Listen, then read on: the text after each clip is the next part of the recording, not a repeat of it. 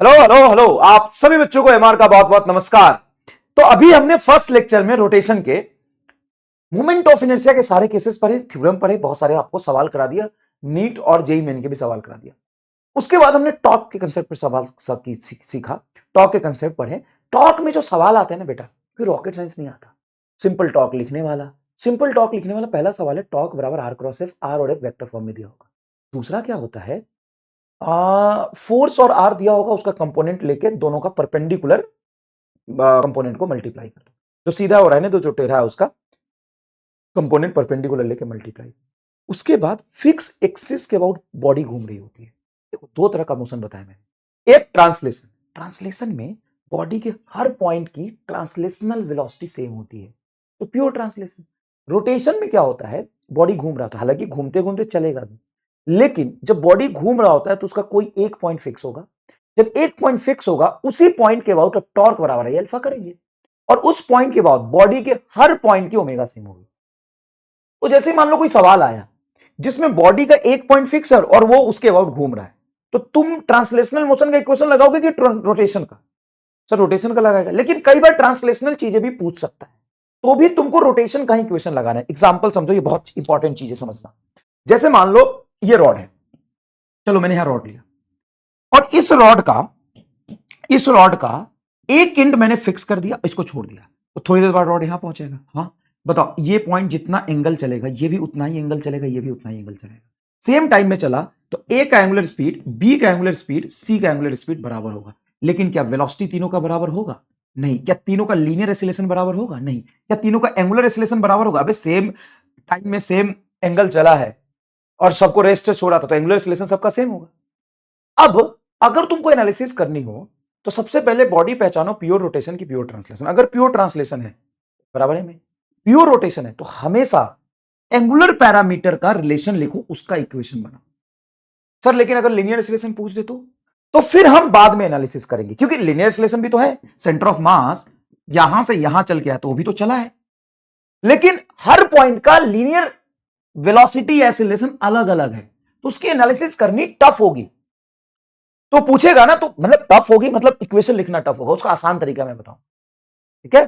चलो, तो सवाल जो भी आते हैं ना प्योर रोटेशन के, जिसमें एक पॉइंट फिक्स होता है, उसके बाद बॉडी घूम रही होती है, बहुत सारे आपके होमवर्क में सॉल्यूशन मैंने कराए थे आपको, सब में एक ही चीज, टॉर्क बराबर है। अब कुछ ऐसे चीजें हैं जो आज के लेक्चर में हम कवर करेंगे, जैसे रॉड का प्योर रोटेशनल मोशन, बहुत इंपॉर्टेंट केस है। प्योर रोटेशन मतलब एक पॉइंट फिक्स, उसके बाद बॉडी घूमेगी। प्योर रोटेशन एक पॉइंट फिक्स, उसके बाद बॉडी घूमेगी। दूसरा, kinetic energy in pure rotation, kinetic energy in pure rotation and rolling motion की बात करेंगे। हालांकि रोलिंग मोशन सिलेबस में नहीं है, लेकिन मैं थोड़ा कंसेप्चुअली एनालिसिस कर दूंगा इसका, क्योंकि जेईई मेन में कई सवाल इससे ऊपर ऊपर से आ गए। Rolling motion on incline plane, लेकिन उसमें डेप्थ में मत घुसना। उसमें एक जोरदार चीज मैं तुमको बताऊंगा, अगर सवाल डायरेक्ट आ गया तो तुम छोड़ोगे नहीं। एक ऐसी चीज बताऊंगा कि हर सवाल, चाहे रोलिंग का कोई भी सवाल, रोलिंग का पहला सवाल बॉडी को छोड़ दिया इंक्लाइन प्लेन पे, इंक्लाइन प्लेन पर रोलिंग मोशन ही पढ़ना होता है, पहले भी सिलेबस में जब था, तो बॉडी को इंक्लाइन प्लेन पे छोड़ दिया, बताओ उसका एक्सीलरेशन क्या होगा? मैं एक चीज दूंगा, उससे एक्सीलरेशन निकलेगा। अगर उसपे तुम्हें पूछ दे कि बताओ इस पे फ्रिक्शन कितना लगेगा, मैं जो चीज दूंगा उसी से फ्रिक्शन निकलेगा। अच्छा, तुमसे बोले कि बॉटम पे आया तो उसकी वेलोसिटी क्या होगी, मैं एक चीज दूंगा, उसी से वेलोसिटी भी निकलेगा। अब मैं तुमसे पूछे कि बताओ रोलिंग करते ऊपर फेंक दिया, कितने मैक्सिमम हाइट तक जाएगा, मैं एक ही चीज दूंगा, उससे तुम्हारा मैक्सिमम हाइट भी आएगा। अच्छा, ये भी पूछ सकता है रोलिंग मोशन का, रोलिंग में क्या होता है, ट्रांसलेशन प्लस रोटेशन दोनों, ट्रांसलेशन रोटेशन दोनों है, तो काइनेटिक और रोटेशन एनर्जी दोनों होगी। तो बताओ कितना रोटेशन और कितना काइनेटिक होगा, मैं एक चीज दूंगा, उसी से सब आएगा। मतलब मैं तुम्हें ऐसी एक चीज दूंगा, आखिर वो चीज क्या है जिससे साला पूछे कुछ भी आंसर उसी से निकालेगा। जोरदार, शानदार, जबरदस्त, ठीक है? तो सवाल आ भी सकते हैं, क्योंकि एनटीए का कोई भरोसा नहीं, तो क्या आएगा कैसे आएगा मैं हम लोग कर लेंगे। चलिए आज की क्लास शुरू करते हैं। ये सवाल जेई 2026, जेई मेन 2026 में अभी पूछा है, नीट 2013 का है, 2021 में, 2019 में भी ऐसा सवाल आया है। सवाल क्या है, rod of mass M and length L are in equilibrium as shown. एक रॉड है जिसका मास एम है, लेंथ एल है, दोनों एंड पे रस्सी बांध के इसको इक्विलिब्रियम में रखा है। तो ठीक है, रखी रस्सी बांध के इक्विलिब्रियम में रखा है, ठीक है, इक्विलिब्रियम में रहेगा, ये कहीं नहीं चलेगा, ना तो ट्रांसलेट करेगा ना तो रोटेट करेगा। Find angular acceleration of the rod, जब रोटेट कर ही नहीं रहा इक्विलिब्रियम में तो एंगुलर एक्सीलरेशन क्यों? Just after cutting the second string, इस स्ट्रिंग को हम यहां पे काट देंगे। जैसे ही हम काटेंगे तो रस्सी लूज पड़ जाएगा, यस और नो? सर रस्सी तो लूज पड़ जाएगा, रस्सी तो टेंशन जीरो हो गया क्योंकि हमने काट दिया, इसमें टेंशन जीरो। अब इसमें दो ही फोर्स बचेंगे, एक फोर्स आपका इस पॉइंट पे टी और एक इसके सेंटर ऑफ मास पे जो कि एंड से L/2 डिस्टेंस पर होगा mg, यस और नो? सर एकदम वेरी मच यस। अब बताओ ये क्या करेगा, रोटेट करेगा कि रेस्ट में रहेगा? सर रोटेट करेगा। तो रोटेशन प्योर रोटेशन होगा कि ट्रांसलेशन प्लस रोटेशन रोलिंग वाला होगा? तो देखो वैसे बॉडी जब रोटेट भी करती है ना तो पॉइंट्स तो ट्रांसलेट तो कर ही जाते हैं, लेकिन एक होता है रोलिंग। रोलिंग में सेंटर ऑफ मास और बॉडी पूरा घूमते हुए आगे भी जाती है, मतलब रोलिंग में फिक्स एक्सिस नहीं होता है और रोटेशन में फिक्स एक्सिस होता है। तो ये बताओ ये फिक्स एक्सिस वाला रोटेशन है या नहीं? सर इसमें कोई पॉइंट अगर फिक्स हो गया तो उसको फिक्स एक्सिस बोल देंगे। तो देखो ये वाला पॉइंट तुम्हारा फिक्स है। अरे हाँ सर ये तो पॉइंट फिक्स है, ये कहां जाएगा? चलो मैं दिखाता हूं, मेरे पास रस्सी तो नहीं है, मेरा हाथ है दो रस्सी जैसा, ये दो मैंने ऐसे समझो, ये दो ये लिया, ये तुमको चमकेगा व्हाइट कलर वाला, यहां से पकड़ लिया। अब तुम एक काम करो, स्पीड को स्लो करो, चलो स्क्रीन की स्पीड को स्लो कर दो और इसको देखो। सर स्पीड स्लो कर दिया सर। अब यहां पर ध्यान से देखो, मैं लेफ्ट हैंड वाला अपना हाथ हटाऊंगा तो देखना इसका मोशन कैसा हो रहा है। स्लो कर दो पहले स्पीड प्लीज। बताओ जैसे ही छोड़ा तो ये पॉइंट जहां पे अभी भी रस्सी लटका हुआ है, बंधा हुआ है, क्या वो ट्रांसलेट किया? नहीं। इस पॉइंट के अबाउट ये बॉडी घूम रही है तो हम कहेंगे ये इसका सेंटर हो गया, फिक्स पॉइंट हो गया, ये कहीं नहीं जा रहा, इसके अबाउट प्योर रोटेशन। और जब भी प्योर रोटेशन होगा तो टॉर्क बराबर है अल्फा। इसके अबाउट टॉर्क लिखेंगे, फिक्स एक्सिस के अबाउट, फिक्स पॉइंट के अबाउट, सेंटर के अबाउट, जिसका ये सेंटर होगा, यस और नो? अच्छा सर समझ गया। अब इसके दो तीन अलग अलग तरह के लैंग्वेज पे सवाल बनते हैं। पहला रस्सी से बांध दिया, दूसरा सपोर्ट पे रख दिया और आपसे बोलेगा एक सपोर्ट हटा दिया, देखो घूम के देखो। तीसरा दो लड़का है, दोनों लड़के अपने कंधे पर ये सपोर्ट से एक रॉड को लटकाए हुए, एक लड़का भाग गया तो घूम गया। सबसे पहले इसमें हम देखेंगे ये प्योर रोटेशन है कि नहीं। बॉडी में अगर कोई एक पॉइंट फिक्स होता है जिसके अबाउट पूरी बॉडी घूमते हुए हमें दिखाई देती है, उसको हम कहते हैं प्योर रोटेशन। इसमें एक पॉइंट फिक्स है, हाँ ढूंढो कौन है, ओ है। तो पूरी बॉडी ओ के अबाउट घूमेगी, तो पूरी बॉडी ए के अबाउट घूमेगी तो प्योर रोटेशन होगी। प्योर रोटेशन में हर पॉइंट का एंगुलर एक्सीलरेशन और एंगुलर वेलोसिटी सेम होगा। तुमको जो चाहिए निकालो, angular acceleration, angular velocity, angular parameter same रहेगा। सर लीनियर, हाँ बॉडी नीचे आ रही है तो कुछ कुछ पार्ट बॉडी का नीचे जा रहा है, हर पॉइंट का डिस्टेंस तो अलग अलग होगा। जैसे देखो समझो इस बात को, ये रॉड था जब ये हॉरिजॉन्टल था, जैसे ही रॉड को तुमने यहां से छोड़ा, रॉड घूम के यहां पहुंचा, जब रॉड के घूम के यहां पहुंचा एक पॉइंट है जो वही रह गया, वो क्या ये भी कुछ एंगल घूमा, ये भी एंगल घूमा, ये भी एंगल घूमा, सबका एंगल सेम है। मतलब मैं A B C centre of mass बोलूं, सबका अल्फा सेम होगा, यस और नो? लेकिन सबका tangential acceleration, translational acceleration same नहीं होगा। तो क्या निकालना आसान है? जो सेम है, जो सबके लिए एक जैसी क्वांटिटी, वो निकालना आसान होगा कि जो सबके लिए डिफरेंट है वो निकालना आसान होगा? तो जो सबके लिए सेम है वो निकालना आसान होगा। सिंपल, इतना नहीं खींचते हैं, सिंपल दो चीज तुम समझ गए कि सर ये घूमेगा ओ के अबाउट, तो ओ के अबाउट नेट टॉर्क बराबर ओ के अबाउट रॉड का moment of inertia into angular acceleration, खत्म। अब मुझे बताओ कि इस पॉइंट के अबाउट ये रॉड ऐसे घूम रहा है, देखो ये रॉड मान लो इस पॉइंट के वैसे घूम रहा है, क्या एंड से एक्सिस पास कर रहा है? हाँ। परपेंडिकुलर टू रॉड है, हाँ। मोमेंट ऑफ इनर्शिया क्या होगा sir? ml²/3, sorry moment of inertia लिख रहे हैं, ml²/3, ml²/3 into angular acceleration alpha. बताओ टॉर्क, सर टॉर्क तो ये लगा रहा है ना mg, और ये परपेंडिकुलर डिस्टेंस, y वाला फोर्स, x वाला लेंथ, ओ के अबाउट, तो mg into L/2 plus T into 0। Sir T कौन सा? ये, इसी के अबाउट हम टॉर्क लिख रहे हैं, ओ के अबाउट। तो ओ पॉइंट पर ही तो टेंशन पास कर रहा है, तो टेंशन का परपेंडिकुलर डिस्टेंस 0, ओ से mg का परपेंडिकुलर डिस्टेंस L/2, x में डिस्टेंस, y में फोर्स, ये आ गया। अब यहां पर देखो mg इंटू L/2 बराबर ml²/3 इंटू अल्फा। बताइए m से m कटेगा? हाँ सर m से m कटेगा, l से l² कटेगा तो l आएगा, 3 यहां चला जाएगा, 3g/2l नीचे is equal to angular acceleration. और सेम फॉर ऑल पॉइंट, ये सेंटर ऑफ मास का एंगुलर एक्सीलरेशन यही होगा, एंड का भी यही होगा, किसी बीच के पॉइंट का भी यही होगा, सेम फॉर ऑल पॉइंट, क्योंकि बॉडी प्योर रोटेशन में हर पॉइंट का अल्फा सेम। खत्म हो गया। ये 2 लाइन का कैलकुलेशन है, जेई मेन 2026 में ये सवाल आया अभी अभी, इतना आसान। हाँ अल्फा सबका सेम है। अब टेंजेंशियल एसिलेशन या एसिलेशन सबका सेम नहीं होगा। हम जानते हैं अगर कोई भी बॉडी घूम रही होती है तो ए बराबर रेडियस इंटू अल्फा। अब बताओ कि इस पॉइंट के बाद जब बॉडी घूमेगा तो सेंटर ऑफ मास क्या सर्कुलर पाथ में घूम रहा है, क्या ये एंड, इसको मैं बोल देता हूं सी पॉइंट है, चलो या ए बोल दो ना, सिंपल ए है, मान लो ए है तो ए भी चल रहा है। हाँ, तो मुझे बस इतना बताओ सब सेम रेडियस में घूम रहे कि अलग अलग रेडियस में घूम रहे? सर ये क्या पूछ रहे हो आप? मैं पूछ रहा हूं कि अगर ये रॉड है, रॉड का सेंटर ऑफ मास यहां है, ये ए पॉइंट यहां है, तो ए और सेंटर ऑफ मास सारे सेम रेडियस में घूम रहे कि अलग अलग रेडियस में घूम रहे? ये कैसे पता चलेगा? लल्लू राम हो यार, ये इतना एंगल घूमा है, जब रॉड इस पॉइंट को फिक्स करते हुए ऐसे घूमेगा तो ये पॉइंट इसी रेडियस में तो घूम रहा है, ये पॉइंट इसी रेडियस में तो घूम रहा है, ये पॉइंट इसी रेडियस में घूम रहा है। जो जितना दूर होगा वो जितना ज्यादा डिस्टेंस इसलिए तो चला है कि ओमेगा सेम रहते हुए वी बराबर आर अल्फा, सॉरी वी बराबर आर ओमेगा, ओमेगा सेम रहते हुए आर ज्यादा था इसलिए वेलोसिटी ज्यादा होगा। ये कम डिस्टेंस चला क्योंकि कम रेडियस में घूम रहा है, सेंटर से ये जितना दूर है वही तो इसकी रेडियस है। अच्छा, तो ए बराबर आर अल्फा। अगर मैं सेंटर ऑफ मास की एक्सीलरेशन निकालू तो सर सेंटर ऑफ मास की एक्सीलरेशन निकालो, सेंटर ऑफ मास इस सेंटर से l/2 पे है तो रेडियस हो गया l/2 और एंगुलर एक्सीलरेशन हो गया 3g/2l, रख दो 3g/2l, तो ये l से l कटेगा 3g/4 आ गया।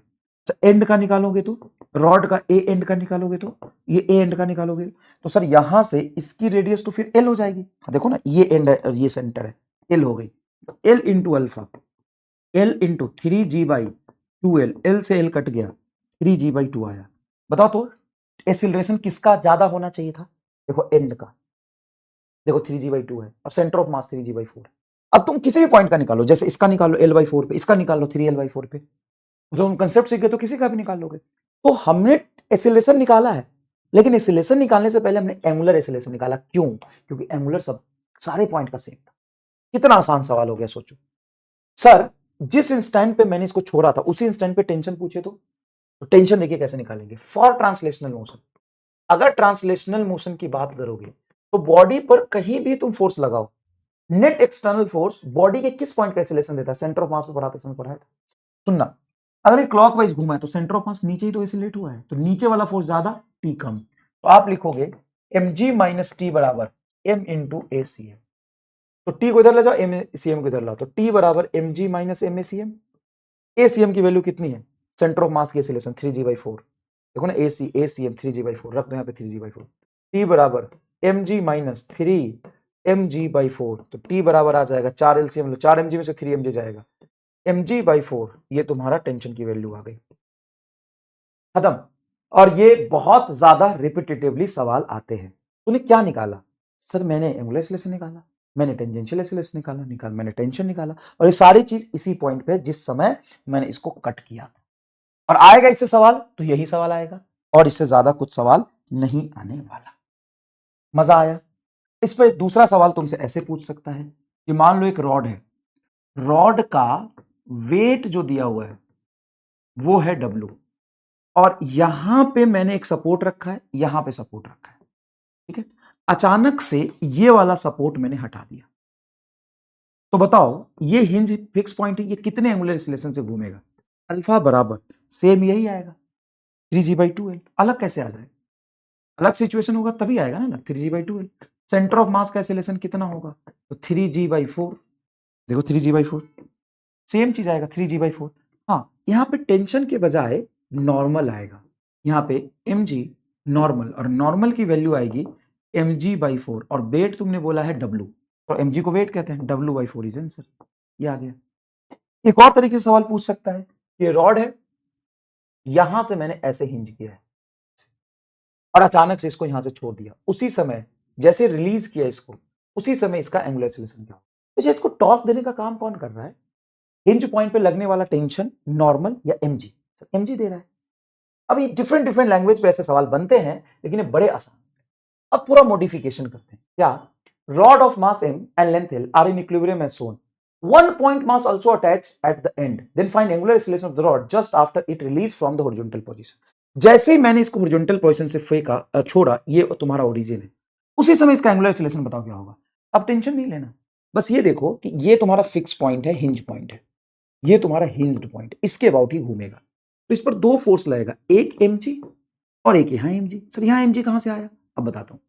अगर तुम देखोगे ऊपर वाले ब्लॉक पे नॉर्मल ऊपर और नीचे वाले रॉड पे नॉर्मल नीचे ऑन रॉड, और इस ब्लॉक पे ग्रेविटेशनल फोर्स mg नीचे लग रहा होगा, हाँ, तो ये बैलेंस कैसे हो गया? तो नॉर्मल बराबर mg होगा। तो अगर बॉडी का एफबीटी बनाओगे, बॉडी पे नॉर्मल ऊपर mg नीचे, समझ गए? बॉडी पे नॉर्मल ऊपर mg नीचे, ठीक है, तो नॉर्मल बराबर mg। अब बॉडी ने नीचे वाले ऑब्जेक्ट पे नीचे नॉर्मल लगाया, नॉर्मल की वैल्यू कितनी है? mg के बराबर। तो अगर तुम ये सारा हटा दो और सिर्फ रॉड पे फोकस करो, तो बड़ा ध्यान से सुनना, इतना अच्छा से लॉज ऑफ मोशन तूने पढ़ा है कि सेंटर ऑफ मास पे 1 mg तो होगा, और यहां पे नॉर्मल नीचे लग रहा है mg के बराबर। इस ब्लॉक को रखने के लिए सर नीचे कैसे लाएगा नॉर्मल? अबे तेरे माथा पे ईटा रख दूंगा, ईटा नीचे दबाएगा कितने से? अपने वेट के बराबर, तो mg लाएगा। अब इसके अबाउट तुमको टॉर्क लिखना है बस, ओके अबाउट, अब कुछ नहीं करना। टॉर्क अबाउट ओ बराबर I about O into alpha. अब टॉर्क अबाउट ओ बताओ क्या होगा? सर देखो, सेंटर ऑफ मास पे जो फोर्स लग रहा है, रॉड का लेंथ एल है तो L/2 पे होगा, तो देखो टॉर्क होगा mg इंटू L/2 प्लस ये फोर्स mg और distance l, mg into l, खत्म। Okay about moment of inertia, तो रॉड का एक एंड के अबाउट मोमेंट ऑफ इनर्शिया होता है ml²/3 प्लस ये पॉइंट मास भी तो इसके साथ चिपक के घूम रहा है, ऐसा नहीं कि रख के छोड़ दिया रॉड नीचे गिर गया वो अलग चला गया, नहीं, इस पर चिपका है, फेविकॉल से चिपका है। तो सर ये भी तो घूमेगा इसके साथ, हाँ ये भी घूमेगा, तो मोमेंट ऑफ इनर्शिया लिखेंगे तो ml²/3 तो पूरे रॉड का आ गया इस पॉइंट के अबाउट, ओके अबाउट, और ओ से ये कितने डिस्टेंस पर? एल डिस्टेंस पर, पॉइंट मास, तो ml² इनटू अल्फा, ये मोमेंट ऑफ इनर्शिया की वैल्यू रॉड और पॉइंट मास की है, तो अल्फा बराबर हो जाएगा आपका, दोनों का मास सेम रखा है, रॉड का भी मास सेम और इसका भी मास सेम, आइडेंटिकल, मतलब दोनों का मास सेम है, mass of rod and mass of object is equal to M. अगर अलग अलग होता तो अलग अलग रखते, कोई दिक्कत नहीं है, रॉड के मोमेंट ऑफ इनर्शिया में रॉड का मास, ब्लॉक में ब्लॉक का मास, दोनों सेम है। तो अगर दोनों सेम है, ढंग से देखोगे तो अल्फा तुम यहां से निकाल लोगे, तुमको पता है, मैं ही निकाल देता हूं, mgl/2 mgl, तो ये हो जाएगा 3 mgl/2 is equal to ml²/3 और ml², तो ml² बाहर चाहो तो कॉमन निकाल लो, 1/3 और 1, 3 एलसीएम लोगे, 3 1 4, 4/3 इंटू अल्फा, एम से एम कट गया, एल से l² कटेगा, एल होगा, ये 3 ऊपर चला जाएगा तो 9g बटा 4 दूना 8l, ये तुम्हें खुद करना चाहिए लेकिन मैंने कर दिया, कोई दिक्कत नहीं, तो 3 तिहाई 9g बटा 4 दूना 8l, लो ये तुम्हारा एंगुलर एक्सीलरेशन आ गया। अब तुमको टेंजेंशियल एक्सीलरेशन चाहिए तो ए बराबर अल्फा कर लो। अब यहाँ पे रॉड की जगह पे मान लो मैंने डिस्क को अटैच कर दिया, है ना, किसको अटैच कर दिया? डिस्क को। डिस्क कैसा है? ये देखो डिस्क, डिस्क में क्या किया, रिंग ले लिया, डिस्क ले लिया, कुछ भी ले लो, कोई फर्क नहीं पड़ता है। तो इसमें क्या किया, एक डिस्क लिया या रिंग लिया, कोई भी समझ लो, रिंग लिया, ये रिंग है, रिंग का एक एंड मैंने यहां पे अटैच कर दिया, दूसरे एंड से रस्सी बांध के लटका दिया इक्विलिब्रियम पे। अब अचानक से मैंने रस्सी काट दिया, जब रस्सी काट दिया तो रस्सी तुम्हारा हो गया लूज, इसमें टेंशन 0 और यहां पे फिक्स्ड है, तो क्या इसके सेंटर पे जो ग्रेविटेशनल फोर्स mg लगेगा, क्या इसको रोटेट करा देगा? तो रिंग है तो बीच में मास कैसे आया? नहीं है बीच में मास, वो ऐसे ही कलर भरा हुआ इसलिए दिख रहा है तुमको, नहीं है, ले हटा दिया। अब बता, रिंग का सेंटर ऑफ मास कहां होगा? सर सेंटर पे, यहां पे सेंटर ऑफ मास होगा, तो क्या यहां पे mg फोर्स नीचे लाएगा? ये सेंटर से ओ से जो तुम्हारा फिक्स्ड पॉइंट है जहां पे हिंज किया है, उससे डिस्टेंस कितना? r, बताओ, टॉर्क बराबर ओ बराबर आई इंटू अल्फा, टॉर्क बराबर ओ, इसके बाद टॉर्क आ जाएगा mg इंटू आर बराबर मोमेंट ऑफ इनर्शिया, इस पॉइंट के अबाउट लेंगे। अब देखो रिंग है तुम्हारा ये पूरा का पूरा रिंग, अब इस रिंग को तुमने यहां से पकड़ के छोड़ा है तो रिंग ऐसे घूम रहा है, रिंग इस पॉइंट के अबाउट ऐसे घूमेगा, देखो ये तुम्हारा रिंग, पहले घुमा के दिखाना पड़ेगा मुझे, ये मान लो तुम्हारा रिंग है, कंसेप्चुअली समझो, ये रिंग है और यहां से हिंज किया है, तो ये पॉइंट तुम्हारा फिक्स्ड हो गया, इस पॉइंट के अबाउट रिंग घूमेगा कैसे? देख ऐसे घूमेगा, घूम क्यों नहीं रहा बे?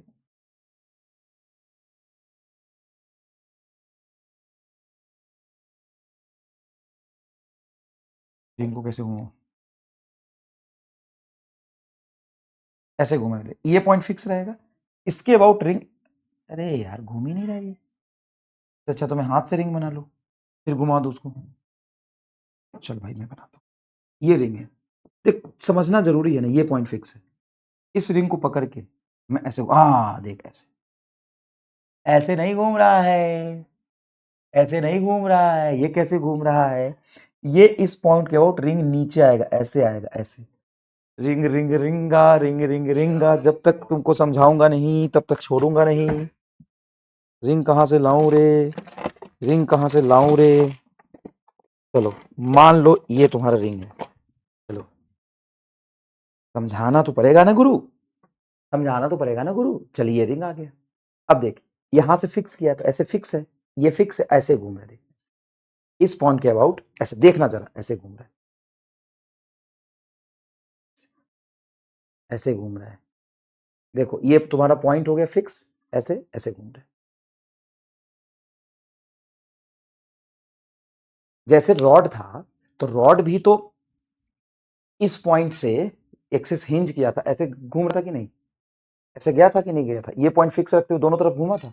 तो तुम्हारा रिंग भी इस पॉइंट के अबाउट नाच रहा है, देखो इस पॉइंट के अबाउट रिंग नाच रहा है, ऐसे इस पॉइंट के अबाउट रिंग नाच रहा है, ऐसे यहां से ऐसे जाएगा, ऐसे जाएगा, ऐसे। अच्छा थोड़ी थोड़ी देर बाद बना के दिखाता हूं तुमको, और फील आता है, देखो फील आना सब जरूरी है। जैसे ये तुम्हारा अभी के सिचुएशन में रिंग है, ये पॉइंट तुम्हारा फिक्स है, थोड़ी देर बाद रिंग ऐसा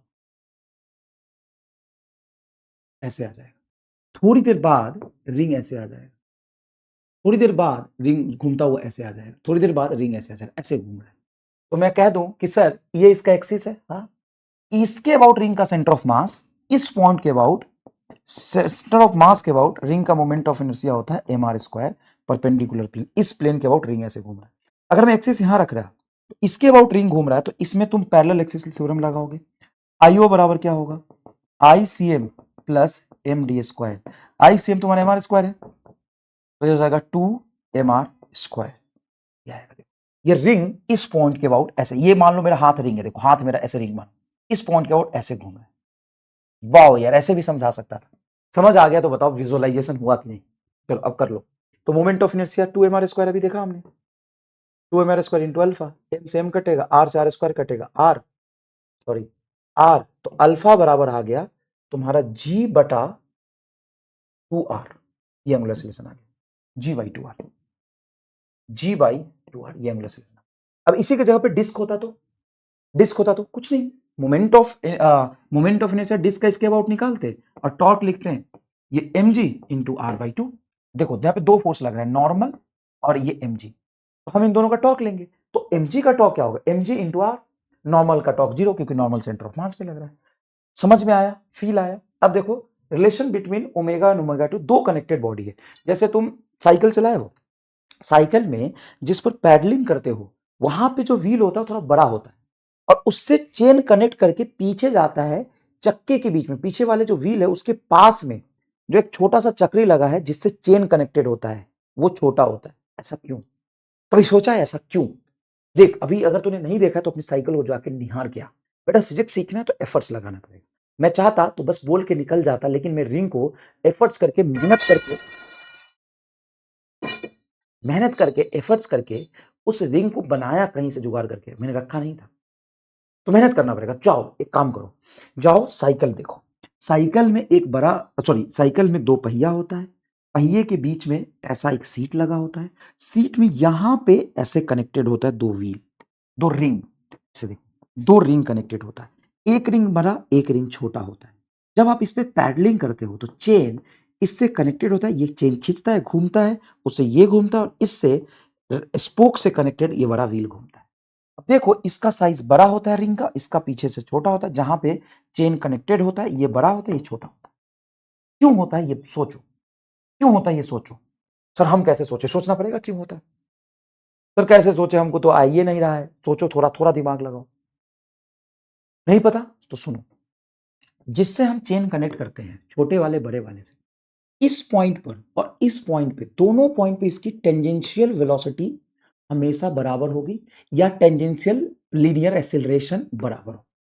सर क्यों बराबर होगा, अगर अगर ये 1 सेकेंड में dx लेंथ चलता है, तो इसको भी 1 सेकेंड में dx लेंथ चलना होगा। अगर ये ज्यादा चल गया तो ये कनेक्टेड स्ट्रिंग या चेन लूज हो जाएगा। और मान लो 2 मीटर चला और भाई साहब ये 1 ही मीटर चला, तो लमर जाएगा, लेकिन ऐसा तो होता नहीं है। तो इसलिए दोनों ही पॉइंट पे टेंजेंशियल वेलोसिटी सेम होती है। सर आपने बोला था जब बॉडी घूमती है तो हर पॉइंट का ओमेगा सेम होता है। हाँ एक बॉडी जब घूमती है तो उसके हर पॉइंट का ओमेगा सेम होता है, तो ये एक बॉडी थोड़ी ना है, ये अलग है ये अलग है। अब जब इसको चेन से कनेक्ट करूंगा तो दोनों के सरफेस पर जो चेन कनेक्टेड है इसकी टेंजेंशियल वेलोसिटी और इसकी टेंजेंशियल वेलोसिटी सेम होगी। अच्छा ठीक है, सेम है। अब मान लो ये ओमेगा 1 से घूम रहा है, बड़ा वाला ओमेगा 2 से घूम रहा है। क्या इसके वेलोसिटी को मैं लिख सकता हूं ओमेगा 1 के टर्म्स में? सरफेस पर जो वेलोसिटी होती है v बराबर आर ओमेगा, हाँ, तो v1 को लिखो, क्या लिखोगे? v1 बराबर r इंटू ओमेगा 1, और यहां पे v2 को क्या लिखोगे? v2 बराबर कैपिटल R इंटू ओमेगा 2। मैंने बोला है v1 v2 बराबर हो गया, टेंजेंशियल वेलोसिटी बराबर होगी, दोनों की वैल्यू रखो। v1 है स्मॉल r ओमेगा 1 बराबर कैपिटल R ओमेगा 2। अब मुझे बताओ, जिसका r इंटू ओमेगा का प्रोडक्ट दोनों का बराबर आ गया, क्योंकि v बराबर है। अब v बराबर r ओमेगा होता है, v बराबर r ओमेगा होता है, दोनों का v बराबर r ओमेगा सेम है, दोनों का v बराबर r ओमेगा सेम है, तो क्या कह सकते हो? Omega is inversely proportional to r। हाँ, omega is inversely proportional to r। तो जिसका रेडियस कम है उसका ओमेगा ज्यादा तो तेज घूमेगा। अब यही इसी रिलेशन से देख ले, आर ओमेगा दोनों का सेम है, हाँ, इसकी रेडियस आर कितनी है? छोटी है, तो इसका ओमेगा 1 बड़ा होगा, कैपिटल आर बड़ा है तो ओमेगा 2 छोटा होगा। कह सकते हो ओमेगा 1 बड़ा होगा ओमेगा 2 से। अगर ओमेगा 1 तुम्हारा बड़ा है, अगर ओमेगा 1 बड़ा है, मतलब ये पर सेकंड जितना घूमेगा उससे ज्यादा ये घूमेगा, तो एक बार पैडलिंग करते हो तो ये 2 बार पीछे वाला चक्का घूमता है। अब अगर ये 2 बार घूमा है तो इससे जो स्पोक से व्हील कनेक्टेड है वो भी 2 बार घूम जाए। मतलब शायद तुमको आज तक पता ना हो, लेकिन जब तुम साइकिल चलाते हो और साइकिल में जब एक बार अपना व्हील कंप्लीट करते हो, मतलब पैडलिंग करते समय एक बार व्हील कंप्लीट करते हो, पैडलिंग करते समय एक बार व्हील कंप्लीट करते हो, तो पीछे वाला चक्का 3-4 बार घूमता है। और ये आज ही वेरीफाई करेंगे, जा अपने दोस्त के साथ जा वेरीफाई करके। मैं तो क्लास में, यकीन में, सब क्लास में जाके दिखाता हूँ चक्का घुमा के, लाइव क्लास में मैं साइकिल लेके घुमाता हूँ। तुम लिख गूगल कर लेना MR सर्विस साइकिल, दिख जाएगा तुमको वीडियो, और मैंने लाइव करके दिखाया है। तो वैसे भी कर सकते हो ना, तुम एक काम करो, स्टैंड पे लगा दो पीछे साइकिल को, और आगे वाला पैडल को पकड़ के एक बार घुमाओ, पीछे वाले पहिए को देखो कितनी बार घूमता है, और वेरीफाई करके इस थ्योरम को हमेशा के लिए दिमाग में सेट करो। तो जब भी दो बॉडी कनेक्टेड होती है तो सरफेस पर इनकी टेंजेंशियल वेलोसिटी सेम आती है, बस इतना समझ गए, या एसिलेशन सेम आती है। अगर मान लो ये अल्फा 1 से घूमता और ये अल्फा 2 से घूमता, तो तुम दोनों का ए बराबर रखते, सरफेस पर उनकी टेंजेंशियल एसिलेशन बराबर रखते, तो ए बराबर हो जाता R alpha small R alpha 1 बराबर कैपिटल आर अल्फा। बोलो मजा आया कि नहीं आया? सर धुआंधार। अब नेक्स्ट सवाल देखो, ये नीट में नहीं है, नॉट मतलब प्रोबेबिलिटी इसका एक, मतलब 2%, 1% प्रोबेबिलिटी है इस तरह के सवाल आने की, क्वेश्चन आने की 1-2% प्रोबेबिलिटी है। लेकिन फिर भी हम रिस्क नहीं लेंगे, क्योंकि भाई साहब ये है एनटीए, नाम से ही डर लगता है ना, एनटीए भाई साहब, मतलब ये इररिलेवेंट चीजें कहीं से भी कुछ भी उठा के अजीबो गरीब चीजें कर सकते हैं। लेकिन याद रखना, हमें अगर टाइम लिमिट के साथ पेपर करना है तो सबसे पहले आसान सवाल ढूंढ के पहले निपटाना होगा, तभी हम पेपर टाइम से इफिशियंटली पूरा कर पाएंगे। तो ये भाई साहब एनटीए, इनका कोई भरोसा नहीं, लेकिन इस तरह के सवाल नहीं पूछे जाते। आइए सर, इस सवाल तरह के सवाल में क्या है, ये तो हमने लॉज ऑफ मोशन में किया है। लॉज ऑफ मोशन में जो किया था उसमें ये जो पुल्ली आपने लिया था वो मासलेस लिया था, उसका मास नहीं था। दूसरी बात, यहाँ पे फ्रिक्शन लेस सरफेस था, उस पर रस्सी फिसल रहा था। यहाँ पे रस्सी फिसलेगा नहीं, रस्सी इसको पकड़ के घुमाएगा। और ये जो व्हील है, ये जो तुम्हारा पुल्ली है, पुल्ली का खुद का मास है कैपिटल M, इसकी रेडियस है कैपिटल R, और इसका मोमेंट ऑफ इनर्शिया है I। कोई सर्कुलर ऑब्जेक्ट से तो बनेगा पुल्ली। पुल्ली हो सकता है तुमने रिंग से बनाया हो, या डिस्क से बनाया हो, या सिलेंडर से बनाया हो। भाई सिलेंडर को तुमने ऐसे लगा दिया और सिलेंडर के ऊपर से स्ट्रिंग लटका दिया। अब यहां पे जब तुम छोड़ोगे तो क्या दो बॉडी का कनेक्टेड मोशन है सर? किसका? इसका और इसका। अब तुमने यहां से इसको छोड़ा, ध्यान सुनना, जैसे ही तूने छोड़ा, इस पर एक ग्रेविटेशनल फोर्स लगेगा mg नीचे, इस पर एक लगेगा टेंशन ऊपर, और यहां पे इस स्ट्रिंग पे लगेगा टेंशन नीचे। मान लो जैसे ही तूने छोड़ा तो ए से ये नीचे गया, ये ब्लॉक ए से नीचे गया, तो ये रस्सी भी ए से नीचे जाएगा, क्योंकि रस्सी तो फिक्स लेंथ का है। अच्छा, रस्सी रस्सी जो है यहां से चिपक के, रस्सी फिक्स लेंथ का मतलब इलोंगेट नहीं हो सकता, लेकिन यहां से चिपक के इस पर फिसल नहीं सा, इसको साथ में घुमाएगा। तो जो रस्सी इसके साथ चिपका हुआ है, तो ये रस्सी इस पर टॉर्क लगा के इसको घुमाएगा, तो ये कितने एसिलेशन से ट्रांसलेट करेगा वो इसके बराबर होगा। मतलब ये कह रहा हूं कि जितने एसिलेशन से ये चलेगा, इसके सरफेस का टेंजेंशियल एसिलेशन उतना ही होगा, जिसको आप आर अल्फा लिख सकते हो। अल्फा क्या है? ये घूमेगा ओ के अबाउट अल्फा से, ओ के अबाउट अल्फा से घूमेगा। मतलब ये भी तुमको करके दिखाता हूं, तो टेंशन क्यों ले रहा है यार? ले, तो टेंशन क्यों लेता है? आ तुमको दिखाता हूँ, आ तुमको जन्नत दिखाता हूँ। रुक जा, अगर तुमको सच में सीखना है तो समय तो लगेगा थोड़ा। आ दिखाता हूँ, आ दिखाता हूँ। मान ले ये मेरा ब्लॉक है,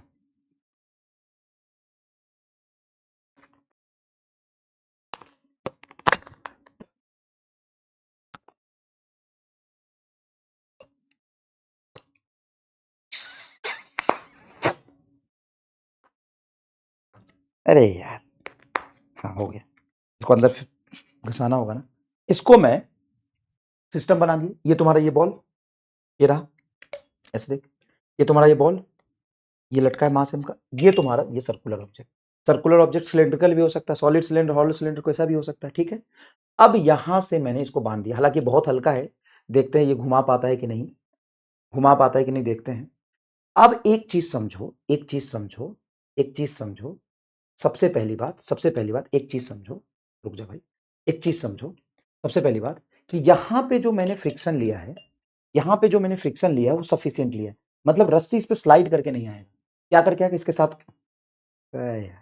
इसके साथ घूमेगा, ठीक है, इसके साथ रस्सी क्या करेगा? घूमेगा। अब मैं इसको छोड़ता हूं, ध्यान से देखिएगा, इसको मैं छोड़ता हूं, ध्यान से देखिएगा।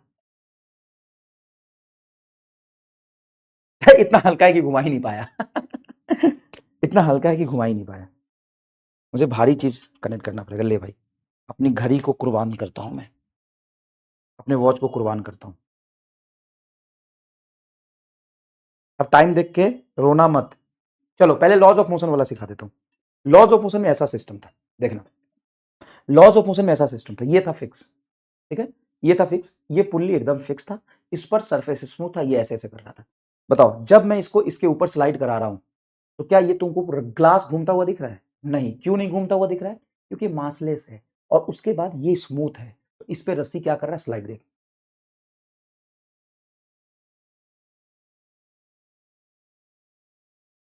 क्लियर? ये लॉज ऑफ मोशन में तूने पढ़ा है, ठीक है। यहां पे तू क्या पढ़ने की कोशिश कर रहा है वो देख। यहां पे तू कह रहा है कि रस्सी को पहले मैंने इस पर लपेट दिया, ठीक है, रस्सी को इस पर लपेट दिया,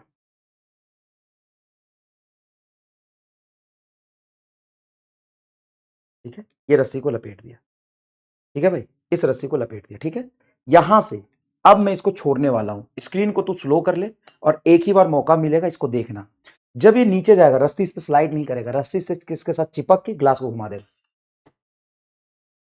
शायद तुमने नोटिस किया हो।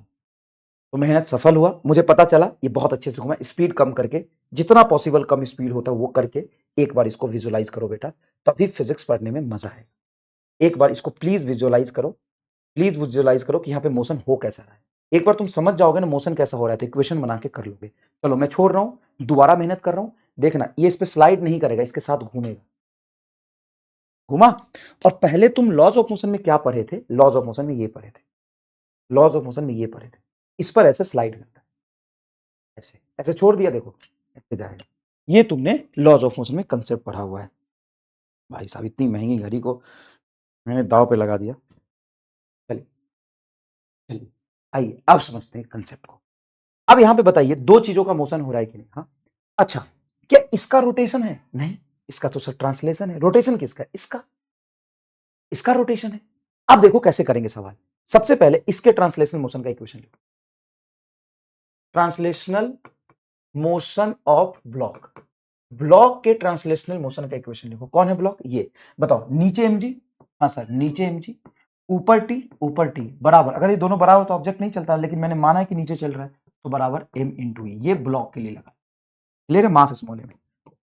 ये तो चल तो रहा नहीं है, नहीं सर चल नहीं रहा है, ये क्या कर रहा है? ओ के अबाउट घूम रहा है।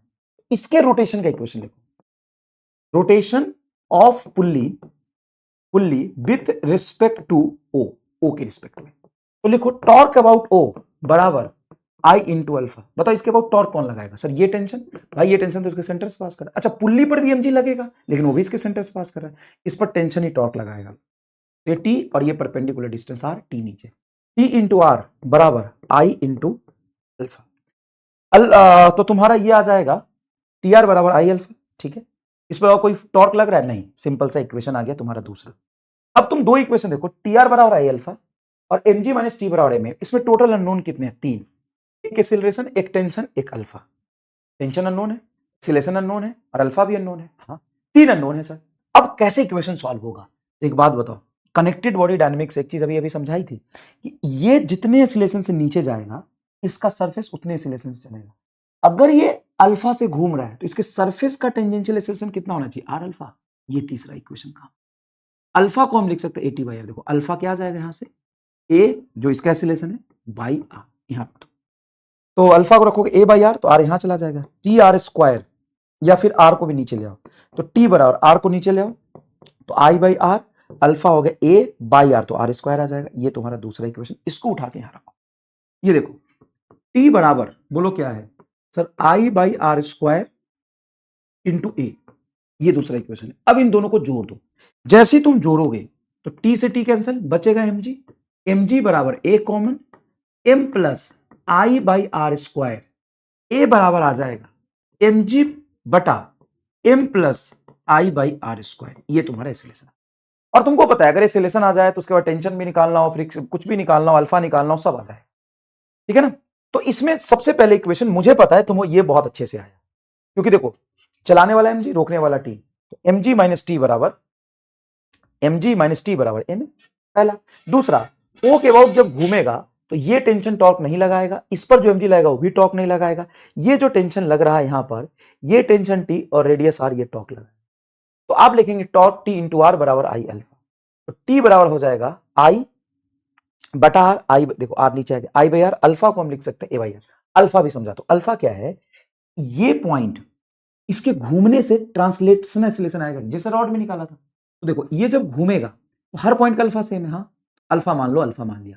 अब अल्फा पे से घूमने की वजह से या इसका जो एक्सीलरेशन होगा उसको AT बराबर अल्फा कह सकते हैं, और ये जो ए है इसके ए के बराबर, तो ये को ए के बराबर रखा, alpha is equal to A by R. इसको हमने यहां पुट कर दिया। ठीक है, अब ये मैं बोलूं कि सब कुछ है धोखा, आओ मैं तुमको MR स्टार्ट सिखाता हूं। क्या सीधी सी बात है, तुमको एक्सीलरेशन चाहिए? हाँ, मुझे बताओ क्या टेंशन इंटरनल फोर्स है? हाँ, चलाने वाला मेन जो मोशन देने वाला फोर्स है एक्सटर्नल कौन सा है? mg।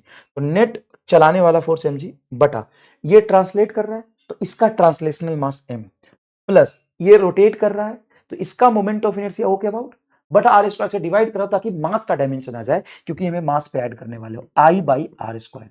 तो जो ये बॉडी है उसका ओ के अबाउट मोमेंट ऑफ इनर्शिया बटा आर स्क्वायर, ये आंसर आ गया। अब देख मैं क्या बता रहा हूं, टेंशन तो इंटरनल, हाँ, ये चलाने वाला फोर्स बटा ये ट्रांसलेशनल मोशन कर रहा है उसका ब्लॉक का मास, और जो घूम रहा है उसका rotational mass I by R square. That's its answer. क्या तुम ये सीख पाए डायरेक्ट? तो डायरेक्ट आ रहा है। हाँ, अब इतना बड़ा बड़ा सवाल जो लॉज ऑफ मोशन में किया था, वो सारे बड़े सवाल, मतलब यहां पे मैं 1 पुल्ली लगा दूं, 2 पुल्ली लगा दूं, 50 पुल्ली लगा दूं, सीधा चलाने वाला फोर्स बटा जो ट्रांसलेशनल मोशन कर रहा है उसका मास, और जो रोटेशनल मोशन कर रहा है उसका मोमेंट ऑफ इनर्शिया बटा आर स्क्वायर, आंसर। अब अगर तुमको अल्फा निकालना है तो अल्फा तो ये रहा ए बाई आर, एक्सीलरेशन आ गया, आर से डिवाइड कर दो अल्फा आ जाएगा। अब तुमको टेंशन निकालना है, अरे ये देख ए आ गया तो अल्फा आ गया, अल्फा की वैल्यू यहां पुट कर दे, ये रहा, यहाँ पे अल्फा की वैल्यू पुट कर दे, ये देख यहाँ पे अल्फा की वैल्यू पुट कर दे। जैसे ही अल्फा की वैल्यू पुट करेगा आई बट आर इज, टेंशन आ जाएगा, टेंशन आ जाएगा। या यहां देखना, यहाँ तो ए की वैल्यू पुट कर दे, mg पता है, ए की वैल्यू पुट कर देगा, से टेंशन आ जाएगा। तो इन सब के लिए तो कोई टेंशन नहीं लेना, मेन तुम्हारा काम था एक्सीलरेशन निकालना। अब एक सवाल ऐसा करके दिखा देता हूं जिससे तुम्हें ये जेई मेन 2026 का सवाल है, जेई मेन 2026 का सवाल है। सवाल देख ले, सवाल बस इतना है कि एक पुल्ली लिया, एक मिनट समझ, एक पुल्ली लिया, इसको ओ से हिंज कर दिया, ठीक है, ओ से हिंज कर दिया। ये जो पुल्ली है वो डिस्क शेप का है जिसका मास है, रेडियस है। यहां से एक वायर लपेटा और यहां पे सेम स्मॉल एम मास का एक ब्लॉक लगा दिया, दोनों का मास सेम है, स्मॉल एम मास का, ठीक है। उसके बाद बोला कि ये ब्लॉक जहां से मैंने रिलीज किया है वहां से h डिस्टेंस चल गया है, तो उस पॉइंट पे h डिस्टेंस नीचे इसकी वेलोसिटी कितनी आएगी वो बताओ। कुछ नहीं करना, डेरिवेशन में तुम इसलिए समझ रहा कि तुम्हें फील आए चीजों का। अब देख पता है ये इसके कितना टेंजेंशियल एक्सीलरेशन मिलेगा, कितना ट्रांसलेशनल एक्सीलरेशन मिलेगा, टेंजेंशियल ट्रांसलेशन सेम होता है, इसको कितना ट्रांसलेशनल एक्सीलरेशन मिलेगा, ए बराबर नेट फोर्स mg बटा नेट मास जो चल रहा है उसका मास है, प्लस इसका मोमेंट ऑफ इनर्शिया ओके। अगर डिस्क है तो सेंटर ऑफ मास के अबाउट इसका मोमेंट ऑफ इनर्शिया क्या होता है? अच्छा, ये डायमीटर के अबाउट घूम रहा है, इस centre of mass perpendicular plane घूम रहा है। तो देखो मान लो ये तुम्हारा डिस्क है, समझो, मान लो इसको डिस्क शेप का मान लो, ठीक है। अगर ऐसा रखा होता और ये डायमीटर के अबाउट घूमता तो ऐसे घूमता, ऐसे, इसके अबाउट घूमता तो ऐसे घूमता, ये ऐसे घूम रहा है। इस पॉइंट को फिक्स रख दो, ये ऐसे घूम रहा है। इसका मोमेंट ऑफ इनर्शिया हो के अबाउट बोलो, रिंग का होता है इस पॉइंट के अबाउट एम आर स्क्वायर, इसके अबाउट हो जाएगा, सॉरी, रिंग के अबाउट होता है एम आर स्क्वायर और डिस्क है तो M R square by two, M R square by two, M R square by two. अगर दोनों का मास मैंने सेम लिया तो इसको सॉल्व कर दे। तो सर ये तो बड़ा आसान है, एम जी और M G M R square by two बटा आर स्क्वायर और था, मोमेंट ऑफ इनर्शिया बटा आर स्क्वायर। तभी तो मास से मास का डायमेंशन मैच करेगा। दो चीजों को तभी ऐड करते जब डायमेंशन सेम हो।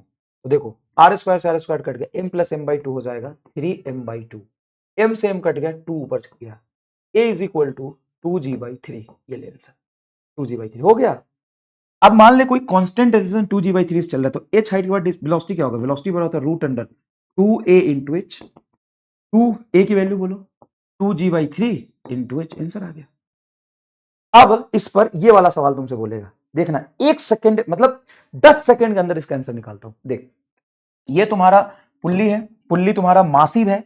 अब क्या होगा, ये m2 है m1 है, मान लो m2 ज्यादा है तो ये चलाने वाला फोर्स m2g जिस पर ये लग रहा है एक्सीलरेशन होगा। मान लो यहाँ पे टेंशन T1 है, यहाँ पे टेंशन T2 है, यहाँ पे नीचे m1g लग रहा है। तो टेंशन इंटरनल फोर्स, इसका जो एक्सीलरेशन आएगा, चलाने वाला फोर्स m2g, रोकने वाला फोर्स m1g बटा चलने वाला मास, ये जो चलेगा मास वो m2, ये भी चलेगा m1 प्लस इसका जो घूम रहा है उसका मोमेंट ऑफ इनर्शिया I बटा आर स्क्वायर, ये आंसर हो गया, आंसर आ गया। तो बहुत आसान है। हाँ अच्छा एक बात बताओ, अगर ये आइडियल पुल्ली होता, इसका मोमेंट ऑफ इनर्शिया 0 होता तो क्या होता, सर ये नहीं घूमता। अगर ये नहीं घूमता तो इसका एक्सीलरेशन कितना होगा, आई को 0 रख दो और देखो यही तो आया हुआ है m2g माइनस m1g बटा m1 प्लस m2, वहां पे कनेक्ट हो गया। अब यहां पे बोलोगे सर 1 मिनट, यहां दोनों में टेंशन सेम होगा क्या अलग अलग, क्यों, क्योंकि ये इस पे स्लिप नहीं कर रहा, ये इसके साथ चिपक के घूम रहा है, तो ये यहां से यहां तक चिपका हुआ है, तो ये स्ट्रिंग अलग है और ये स्ट्रिंग अलग मानो, फ्री होके घूमता है लॉज ऑफ मोशन में, तो इस स्ट्रिंग के दोनों तरफ टेंशन सेम होता। अब बता, अगर इसका अल्फा पूछ रहा है, अबे भाई जब सब यही आ गया तो ए बराबर आर अल्फा कर देंगे, अल्फा आ जाएगा। मजा आया कि नहीं आया। अब इस पे मैं 50 सवाल करा दूं, लेकिन सबको होना लास्ट में वही, होना लास्ट में वही। समझ में आया। चलो नेक्स्ट देखो, ये है तुम्हारा rotational kinetic energy of object in pure rotational motion. Pure rotational motion में kinetic energy, pure translational motion में काइनेटिक एनर्जी क्या होता है, जैसे मान लो ये m मास का ऑब्जेक्ट है और ये v से चल रहा है, तो इसका प्योर ट्रांसलेशनल मोशन में काइनेटिक एनर्जी बोलो क्या होगा, सर हाफ mv²। उसी तरीके से प्योर रोटेशन में, अच्छा एक बात बताओ, काइनेटिक एनर्जी हाफ mv² क्यों है, क्योंकि सर ट्रांसलेशनल मोशन हो रहा है, तो ट्रांसलेशनल काइनेटिक एनर्जी लिखिए। ट्रांसलेशनल काइनेटिक एनर्जी में स्पीड कौन सा लिया है, ट्रांसलेशनल वाला। स्पीड कौन सा लिया है गुरु, सर ट्रांसलेशनल वाला। कितना आसान है। अब अगर मैं बात करूं rotational kinetic energy, rotational kinetic energy जैसे मान लो ये रॉड है और रॉड इस फिक्स एक्सिस के अबाउट ओमेगा कांस्टेंट से घूम रहा है, तो इसकी काइनेटिक एनर्जी होगी रोटेशन वाली हाफ आई ओमेगा स्क्वायर।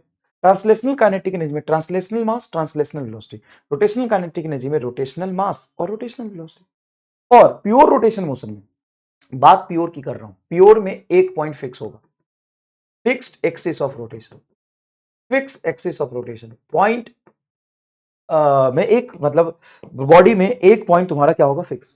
तो काइनेटिक एनर्जी कितनी आ गई, हाफ आई ओमेगा स्क्वायर। अब हाफ आई ओमेगा स्क्वायर का मतलब ये है, हाफ आई ओमेगा स्क्वायर का मतलब ये है कि इसका मोमेंट ऑफ इनर्शिया आप लेंगे जिस पॉइंट के अबाउट ये घूम रहा है, और ओमेगा इसकी एंगुलर स्पीड, और ओमेगा सबका सेम होगा, हो खत्म। अब इसमें कैसे कैसे सवाल पूछेंगे, जैसे यही रॉड है, इसका काइनेटिक एनर्जी निकालो, तो काइनेटिक एनर्जी बराबर हाफ रॉड की मोमेंट ऑफ इनर्शिया उस पॉइंट के about ml² into omega square, ये आंसर आएगा। हाँ सर बिल्कुल आएगा। अब जैसे देखिए रिंग है, मान लीजिए रिंग अपने सेंटर ऑफ मास के अबाउट इस एक्सिस के अबाउट ओमेगा से घूम रहा है, इसका मास m है, रेडियस r है, तो इसकी काइनेटिक एनर्जी बताइए। तो काइनेटिक एनर्जी आ जाएगा हाफ आई, तो रिंग का moment of inertia mr², moment of inertia लिखा है इंटू ओमेगा स्क्वायर, आंसर आ गया। और किसी भी इंस्टेंट पे जिस पॉइंट के अबाउट घूम रहा है उसके about I into omega square, खत्म। सर आसान है। अब इस पर एक सवाल बनता है जो बहुत फ्रीक्वेंटली आते हैं, एकदम बहुत इंपॉर्टेंट चीजें करा रहा हूं आपको, जैसे ये rod is released from the vertical position, then find its angular speed of rod when rod becomes horizontal। जब ये रॉड को वर्टिकल मैंने ऐसे छोड़ा है, देखो वर्टिकल ऐसे छोड़ा है, वर्टिकल पोजीशन से ऐसे मैंने छोड़ा है, ऐसे रख, इस वर्टिकल पोजीशन से छोड़ रहा है। जब ये पूरा हॉरिजॉन्टल हो जाए, जब ये पूरा हॉरिजॉन्टल हो जाए, देखो मैं ऐसे रख के छोड़ रहा हूं, देखना ऐसे रख के छोड़ रहा हूं, देखो जब ये घूमता हुआ आ रहा है तो जब हॉरिजॉन्टल हो जाएगा तो उसका ओमेगा बताओ। अब यहाँ पे स्पीड नहीं पूछूंगा मैं, ओमेगा पूछूंगा। सर स्पीड पूछो ना, थोड़ा मजा आएगा। चल स्पीड बता। सर वो निकाल ही नहीं सकते अभी तो डायरेक्ट। बहुत चालाक, वेरी चालाक। जब भी बॉडी प्योर रोटेशन में है तो एंगुलर पैरामीटर के बारे में पहले सोचो। आओ यहां से रिलीज किया, रिलीज करते समय इसकी वेलोसिटी पूछे या एंगुलर वेलोसिटी पूछे, दोनों जीरो होगी। हाँ अब सुन ध्यान से, ये रॉड है, हाँ सर, मास कितना m, लेंथ कितना l, इसका सेंटर ऑफ मास कहां होगा यहां पे।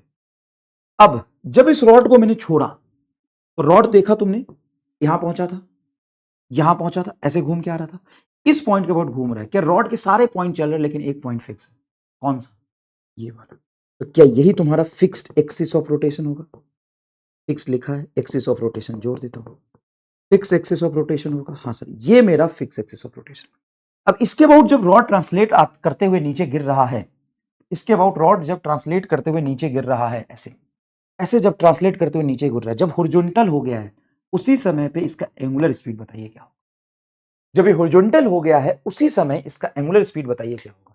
पता है क्या करोगे, COME, conservation of mechanical energy in pure rotation motion.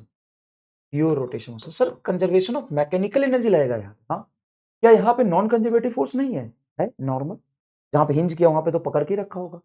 हाँ सर तो फिर COME कैसे लगाओगे, क्योंकि वो वर्क नहीं कर रहा। क्यों वर्क नहीं कर रहा, क्योंकि वो पॉइंट फिक्स है, वो ट्रांसलेट नहीं कर रहा। और वर्क डन में होता है फोर्स इनटू वो पॉइंट जहां पे फोर्स लग रहा है उसका डिस्प्लेसमेंट। अब मुझे बताओ, ये पॉइंट तो तेरा हिंज है, फिक्स है। हाँ सर ये फिक्स है, तो ये ट्रांसलेट नहीं कर रहा। सर ये ट्रांसलेट ही नहीं कर रहा, ये आगे पीछे नहीं जा रहा, तो यहाँ पे जो नॉर्मल लग भी रहा होगा उस नॉर्मल का वर्क डन कितना होगा। हिंज फोर्स का वर्क डन लिख देता हूं, हिंज्ड नॉर्मल फोर्स का वर्क, नॉर्मल फोर्स का वर्क 0। अब डायरेक्टली COME लगा सकते हो। चलो अब लिखो, kinetic energy initial plus potential energy initial बराबर kinetic energy final plus potential energy final. Clear, हाँ सर एकदम क्लियर, धुआंधार। अब बताओ, अगर मैं इस लाइन पर अपना रेफरेंस पॉइंट मान लूं, अगर मैं इसी लाइन पर अपना रेफरेंस पॉइंट मान लूं, क्या मान लूं, रेफरेंस पॉइंट मान लूं, तो बता इनिशियल पोटेंशियल एनर्जी इस रॉड का क्या होगा। सर ये रेफरेंस पॉइंट, सेंटर ऑफ मास यहाँ है, COME में वर्क एनर्जी थ्योरम में पढ़ाया था, एक्सटेंडेड बॉडी का मास सेंटर ऑफ मास पे मान के हम पोटेंशियल लिखते हैं। तो इस रेफरेंस पॉइंट से तुम्हारा पूरा सेंटर ऑफ मास का मास यहां मानोगे, कितने डिस्टेंस पर, L बाई 2 पर। तो बताओ पोटेंशियल एनर्जी इस रेफरेंस पॉइंट के रेफरेंस में इसकी कितनी हो जाएगी, mgl/2। काइनेटिक तो 0 है क्योंकि रिलीज किया है, ये हो जाएगा mgl/2 प्लस यहां पे जब आया तो ट्रांसलेशनल काइनेटिक एनर्जी लिखोगे कि रोटेशन, सर रोटेशन लिखो ना, क्योंकि ये पॉइंट फिक्स है तो सीधा ओमेगा से घूम रहा है, तो half I omega square plus potential energy, क्योंकि ये रेफरेंस लिया तो इसी रेफरेंस में पूरा रॉड हॉरिजॉन्टल हो गया, ये 0। तो ये आ गया तेरा mgl/2 is equal to half I बोलो रॉड का, तो रॉड तो अपने एंड के about perpendicular to the length नहीं घूम रहा, ml²/3 भाई, एंड के अबाउट ही तो रॉड अटैच्ड है, ओमेगा स्क्वायर। यहां से अब तुम देखो, 2 से 2 कैंसिल, m से m कैंसिल, l से l² कैंसिल होगा, l आएगा 3 यहाँ, तो 3g/l is equal to omega square, omega is equal to होगा √3g/l, दैट्स इट। बताओ मजा आया। इस पॉइंट को अबाउट ओमेगा से घूम रहे हैं, उसके ओमेगा निकाल दी। अब तुमसे ये भी पूछ सकता है कि सर एक बात बताओ, रॉड को हमने ऐसे छोड़ा था, रॉड को मैंने वर्टिकल ऐसे छोड़ा था, यहां से रिलीज किया, अब रॉड ऐसे घूमते हुए यहां भी आया, लेकिन रॉड नीचे वर्टिकल हो गया है, तो जब रॉड गिरते हुए नीचे आया उस समय इसका ओमेगा कितना होगा, जब मैं छोड़ रहा था तो ओमेगा था 0। तो सबसे पहले तुम पोटेंशियल एनर्जी का रेफरेंस यहां मानोगे, क्या ग्रेविटेशनल पोटेंशियल एनर्जी का रेफरेंस यहां मान लिया, जब वर्टिकल था तो सेंटर ऑफ मास यहां L/2 पे, और जब नीचे जाएगा तो सेंटर ऑफ मास नीचे L/2 पे। अब लगाओ COME बिंदास होके लगाओ, COME conservation of mechanical energy. बताओ इसकी इनिशियल पोटेंशियल एनर्जी बोलो mgl/2, काइनेटिक बोलो sir half I omega square, जो कि ओमेगा 0 है, बराबर यहां पे ओमेगा से घूम रहा है तो हाफ आई ओमेगा स्क्वायर, और पोटेंशियल एनर्जी होगा -mgl/2, क्योंकि रॉड का मास यूनिफॉर्मली डिस्ट्रीब्यूटेड है, उसके सेंटर ऑफ मास पे मास को मान के पोटेंशियल एनर्जी लिखो। हो गया, फिर कर लेते हैं। Minus M G L by two को इधर ले आओ, तो M G L by two और M G L by two minus आगे प्लस होगा तो एम जी एल हो जाएगा, is equal to half moment of inertia M L square by three into omega square, M से M कटा, 3 दूना 6, 6 G L, ना चलो 6 जी एल, चलो कोई बात नहीं, बटा एल स्क्वायर का root is equal to omega square, तो ओमेगा बराबर हो जाएगा root under 6 G by L. बताओ मजा आया? अच्छा, पीछे वाले केस में एक चीज ये भी पूछ सकता है कि जब ये घूमता हुआ आया तो सेंटर ऑफ मास कितने वेलोसिटी से टकराएगा और ये एंड पॉइंट कितने वेलोसिटी से टकराएगा। सीधी सी बात है, इस तरह के सर्कुलर मोशन करता हुआ आया है सर, अगर इस तरह के सर्कुलर मोशन करता हुआ है तो इस पॉइंट की वेलोसिटी बताओ, तो वी सी एम बराबर हो जाएगा आर इंटू ओमेगा, तो वी सी एम हो जाएगा आर, बोलो सर आर मतलब ये एल बाई टू रेडियस के दूर पर है centre of mass, L by two into omega, omega की वैल्यू रखो, L by two into omega हो जाएगा 3g by L. That's it. बताओ मजा आया है कि नहीं? तो बस इतना ही पूछते, इससे ज्यादा कोई रॉकेट साइंस वाले, देखो रोटेशन एक ऐसा चैप्टर है जिसमें बहुत कुछ हो सकता है, लेकिन एग्जाम पॉइंट ऑफ व्यू से सबसे इंपॉर्टेंट सबसे सटीक चीजें क्या है वो मैंने तुम्हें पढ़ाया। अब नेक्स्ट है तुम्हारा रोलिंग मोशन। रोलिंग मोशन क्या होता है समझिए, कंबाइंड ट्रांसलेशन प्लस रोटेशन, इसमें फिक्स एक्सिस नहीं होगा, बॉडी घूमते घूमते कहीं आगे भी चली जाएगी, मतलब बॉडी चल भी रही है और घूम भी रही है। इसमें सबसे पहले हम प्योर रोटेशन प्योर ट्रांसलेशन पहले लेते हैं। रोलिंग मोशन समझने से पहले प्योर रोटेशन ट्रांसलेशनल मोशन पहले लेते हैं। प्योर ट्रांसलेशनल मोशन का मतलब है जो भी बॉडी है उसके हर पॉइंट की वेलोसिटी बराबर, देखो ये भी वी, ये भी वी, ये भी वी, ये भी वी, ये भी वी, सारा पॉइंट सेम वेलोसिटी से चल रहा है, सेंटर ऑफ मास भी वी से चल रहा है। मान लो अगर मैं ए पॉइंट बोलूं तो ए कितने चल रहा है वी से, बी, बी भी वी से, सी भी वी से, डी, डी भी वी से, और सेंटर ऑफ मास भी वी से। हर पॉइंट सेम वेलोसिटी से चल रहा है। इसी को हम कहते हैं pure translational motion. Pure translational motion में हर पॉइंट की वेलोसिटी आपकी क्या होती है, सेम। प्योर ट्रांसलेशनल मोशन में हर पॉइंट की वेलोसिटी आपकी क्या होती है, सेम। हर पॉइंट सेम वेलोसिटी चले, कोई भी ऑब्जेक्ट चाहे ले लो, जैसे ये ले लो, ये ले लो, अब ऐसे चलेगा, हर पॉइंट की वेलोसिटी सेम। अब प्योर रोटेशन मोशन में क्या होता है, ये मान लो प्योर रोटेशन, ये सेपरेट है, ये अलग मोशन कर रहा है, ये अलग कर रहा है, प्योर रोटेशन। तो प्योर रोटेशन में क्या होता है कि हर पॉइंट की ओमेगा सेम होती है, मतलब ये घूम रहा है, अगर मान लो ये सेंटर पे फिक्स्ड है और सेंटर के अबाउट ओमेगा से घूम रहा है, तो हर पॉइंट की ओमेगा सेम। ये सर ओमेगा सेम, ये कहीं जा रहा है क्या, नहीं कहीं नहीं जा रहा, कहीं नहीं जा रहा, कहीं नहीं जा रहा, ये सेंटर ऑफ मास के अबाउट ओमेगा से घूम रहा, कहीं जा नहीं रहा, ओमेगा से घूम रहा, बस यही पे ऐसे घूम रहा, ऐसे घूम रहा, यही पे ऐसे ऐसे घूम रहा, कहीं नहीं जा रहा, ये कहीं नहीं जाएगा, चिंता मत करो सर, कहीं तो चल के नहीं निकल जाएगा, नहीं नहीं कहीं नहीं जा रहा, यहीं पे बैठा है। चलो कोई बात नहीं, अब समझो कहीं नहीं जा रहा, ऐसे घूम रहा है, देखो फिक्स एक्सिस के अबाउट घूम रहा है, देखो ये लो, ऐसे समझो, इसको रिंग के थोड़ी देर के लिए समझो, ऐसे घूम रहा है, ऐसे समझो, स्लो करके देखो इसको, ऐसे घूम रहा है, अब ये फिक्स है, ऐसे घूम रहा है। आओ इधर समझाते हैं, आओ इधर समझाते हैं। ये तुम्हारा मान लो एक बॉडी है और ये बॉडी बहुत भड़कीला है रे, ये थोड़ा आंखों को सूदिंग नहीं लगता।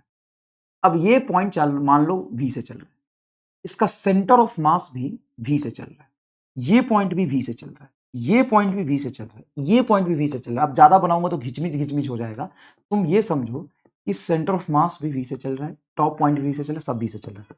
इसी को कहते हैं प्योर रोटेशन, इसी को कहते हैं pure rotation, sorry pure translation, pure translation. इसी पॉइंट मतलब हर पॉइंट सेम वेलोसिटी से आगे जा रही है, ये यहां नहीं रहेगा थोड़ी देर बाद, ये देखो कहां जाएगा, ये ऐसे चल रहा है, ये चलता हुआ जा रहा है, जा रहा है, जा रहा है, जा रहा है, चलता हुआ जा रहा है।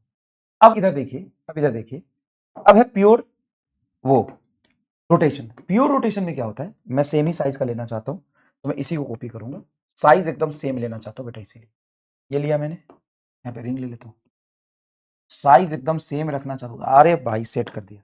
अब ये इसी सेंटर ऑफ मास के अबाउट फिक्स पॉइंट ये है, इसके अबाउट ओमेगा से घूम रहा है, ये कहीं जा नहीं रहा, ये यहीं पे ओमेगा से घूम रहा है, ऐसे ऐसे घूम रहा है, ऐसे घूम रहा है, पूरी बॉडी ऐसे घूम रही, पूरी बॉडी घूम रही, वो लग रहा है आधी बॉडी घूम रही, आधी नहीं घूम रही, पूरी घूम रही, पूरी बॉडी घूम रही है, इससे ओमेगा से।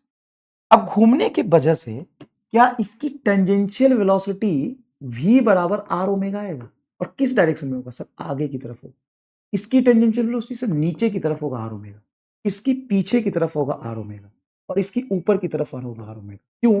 क्योंकि इसका रेडियस है आर, आर डिस्टेंस पर ये ऊपर ट्रांसलेट करके जाएगा आर ओमेगा से, तो इसकी ट्रांसलेशनल वेलोसिटी आ गई आर ओमेगा।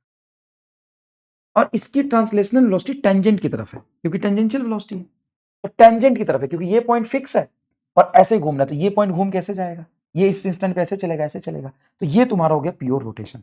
कोई बॉडी का मतलब नेट मोशन इस पॉइंट को छोड़ के आगे नहीं जा रहा है, यहीं पे घूम रहा है, तो जब यहां पे घूमेगा हर पॉइंट की ओमेगा सेम होगा। अब बॉडी का अलग अलग पॉइंट अलग अलग रेडियस में घूम रहा है, जैसे मान लो ये पॉइंट है, अभी ये पॉइंट यहां, एक पॉइंट यहां, जब ये घूम के ऐसे पहुंचेगा, ये यहां पहुंचा, कितने वेलोसिटी से चला, ओमेगा तो सबका सेम है, वेलोसिटी कितना चला, तो सर इसका मतलब मान लो कि कोई पॉइंट मैं यहां लेता हूं जो कि r/2 डिस्टेंस पे, तो इसकी वेलोसिटी कितनी हो जाएगी सर, v बराबर रेडियस जो भी r/2 इंटू ओमेगा, जो रेडियस होगा वही लेंगे, जो रेडियस होगा वही लेंगे। बताइए कोई दिक्कत नहीं, समझ में आया प्योर रोटेशन क्या होता है, ऐसे घूम रहा है। अब मान लो मैं बॉडी को बोलूं कि तुम्हें ट्रांसलेशन भी मोशन देता हूं और रोटेशन भी देता हूं, मतलब ये दोनों मोशन में चिपका देता हूं। अब दोनों मोशन चिपका देता हूं मतलब ये बॉडी आगे जैसे चल रही थी ना, वो आगे भी चल रही, आगे चल रही, ऐसे ही चल रही। और ये चलते चलते ना ये घूम भी रही है, और घूम भी रही मतलब ऐसे घूम भी रही है, मतलब इसके पास ये दोनों मोशन इनबिल्ट हो जाए। छोटी बड़ी कैसे हो गई रही, ऐसा डिफरेंस आ गया क्या?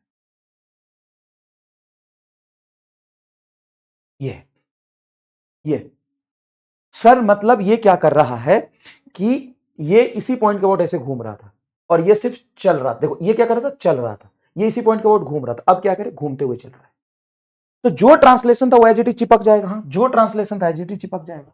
तो देखो ट्रांसलेशन की वजह से ये तुम्हारा v आगे और इसका टेंजेंशियल वेलोसिटी घूमने की वजह से था आर ओमेगा v, तो ये v ट्रांसलेशनल मोशन की वजह से v और रोटेट करने की वजह से टेंजेंशियल वेलोसिटी आर ओमेगा। देखो ये 90 डिग्री पे है, क्यों, ट्रांसलेशनल मोशन आगे और रोटेशन की वजह से ये टेंजेंशियली नीचे चल रहा था, यहां पे तो अपोजिट आ गया, देखो यहां पे तो अपोजिट आ गया, मतलब ये दोनों मोशन मैंने क्या कर दिए एक्चुअल में ऐड कर दिए, ये दोनों मोशन ऐड कर दिए, तो देखो यहां पे v आगे और देखो घूमने की वजह से आर ओमेगा पीछे, यहां पे तुम्हारा v आगे और देखो घूमने की वजह से आर ओमेगा पीछे, तो ट्रांसलेशनल मोशन था तो ये सारा भी एज इट इज इसमें आ गया और रोटेशन भी था तो ये सारा आर ओमेगा आ गया।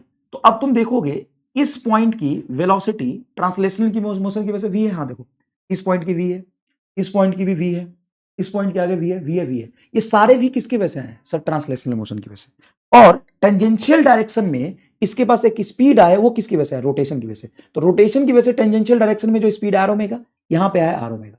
अगर मैं बोलूं कि मैं इस पॉइंट को देता हूं नाम ए, इसको देता हूं बी, इसको देता हूं सी, इसको देता हूं डी और ये देता हूं सेंटर ऑफ मास, एक पॉइंट ऐसा है जिस पर रोटेशन का रंग नहीं चढ़ा, वो कौन है, मैं क्या करूं समझ रहे हो, पूरे बॉडी में जब बॉडी प्योर रोलिंग मोशन करते हुए चल रहा था घूमते, अच्छा ये रहा ना, ले भाई ये रहा ना, जैसे मान लिया बाल्टी है, ये समझ ले, ये पिछवा रहा है इसका, अब ये घूम रहा है, प्योर रोटेशन कर रहा है, प्योर रोटेशन मतलब ऐसे घूम रहा है इसी पॉइंट पे, अगर ये घूम रहा है तो इसका ये पॉइंट देखो ओमेगा से घूमते हुए क्या इस पॉइंट पे आगे नहीं जा रहा था, देखो आगे जा रहा था, जब ये यहां पे है तो ये कहां जा रहा है, नीचे जा रहा है, ये प्योर रोटेशन कर रहा है, देखो इसी जगह प्योर रोटेशन कर रहा है मतलब इसी पर घूम रहा होगा, ठीक है। अब रोटेशन प्लस ट्रांसलेशन कर रहा है मतलब ऐसे जाएगा,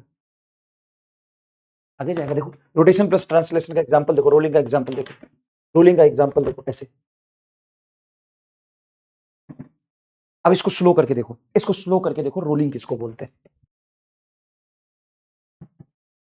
स्लो करके देखो जो भी हुआ है, तो बात तो सही है आपकी।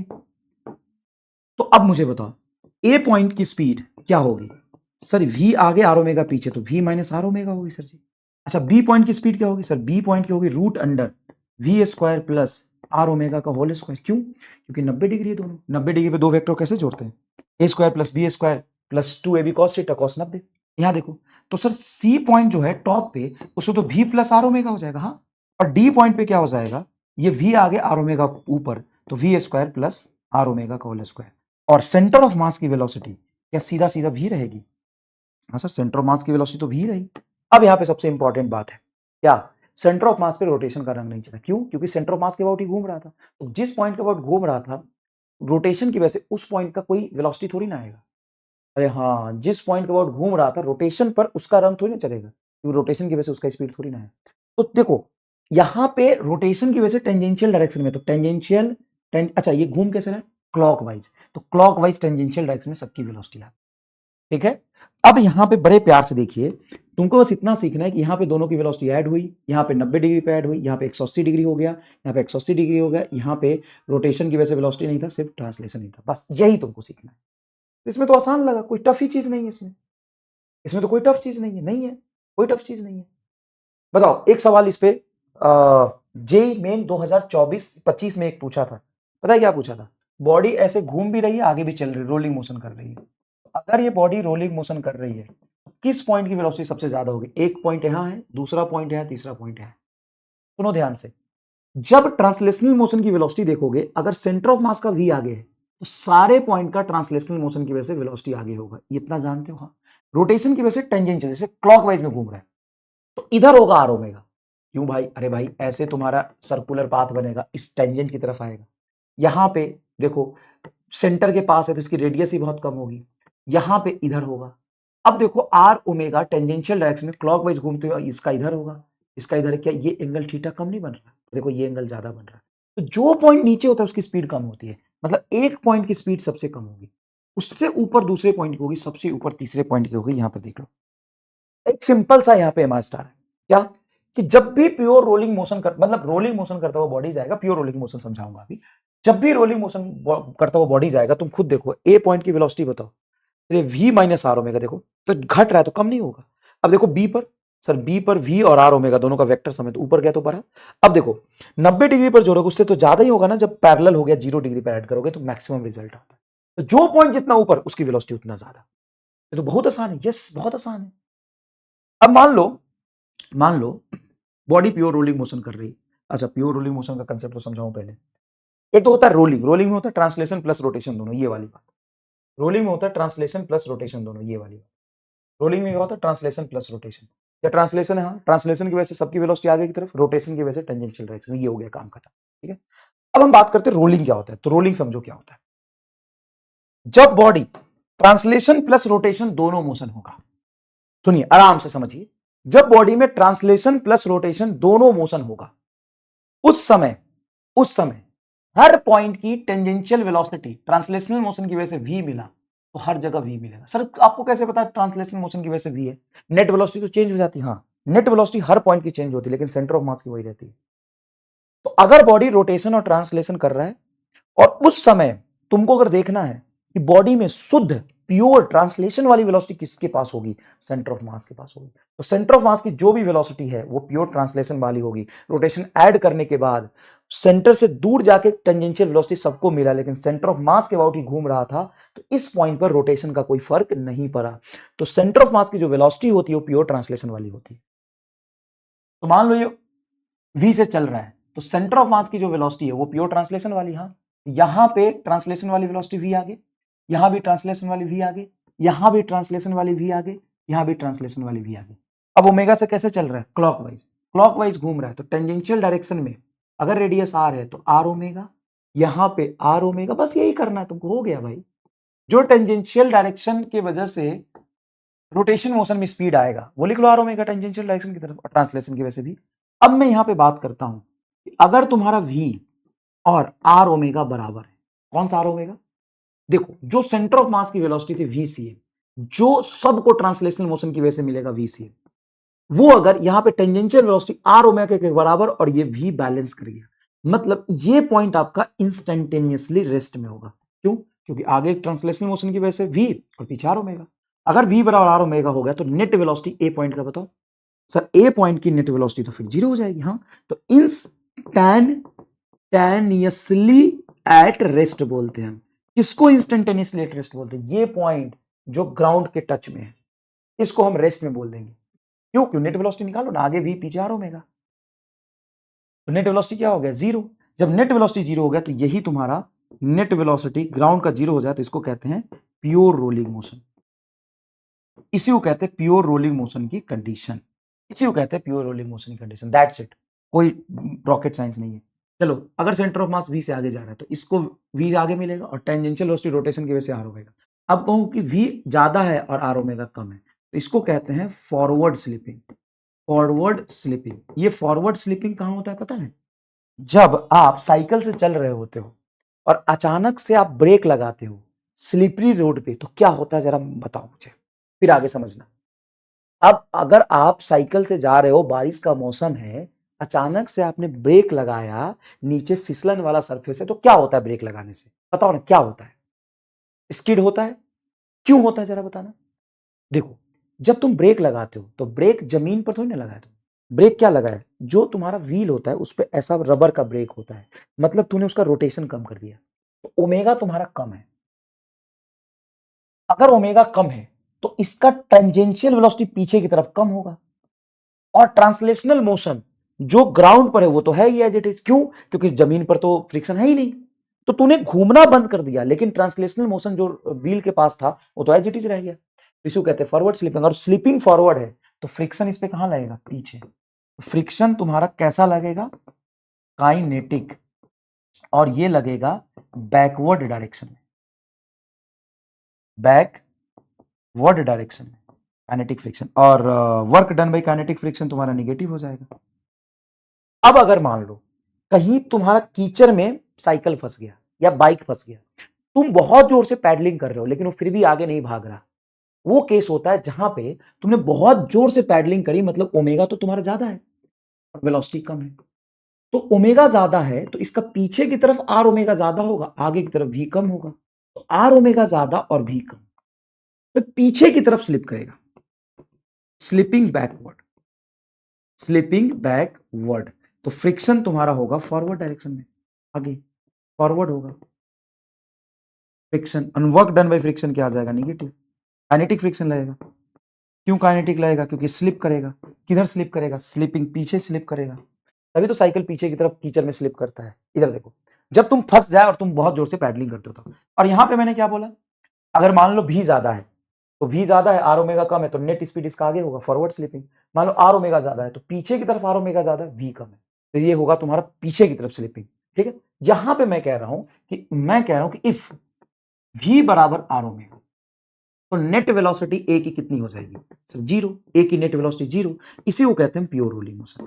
तो प्योर रोलिंग मोशन में सर फ्रिक्शन किधर लगेगा?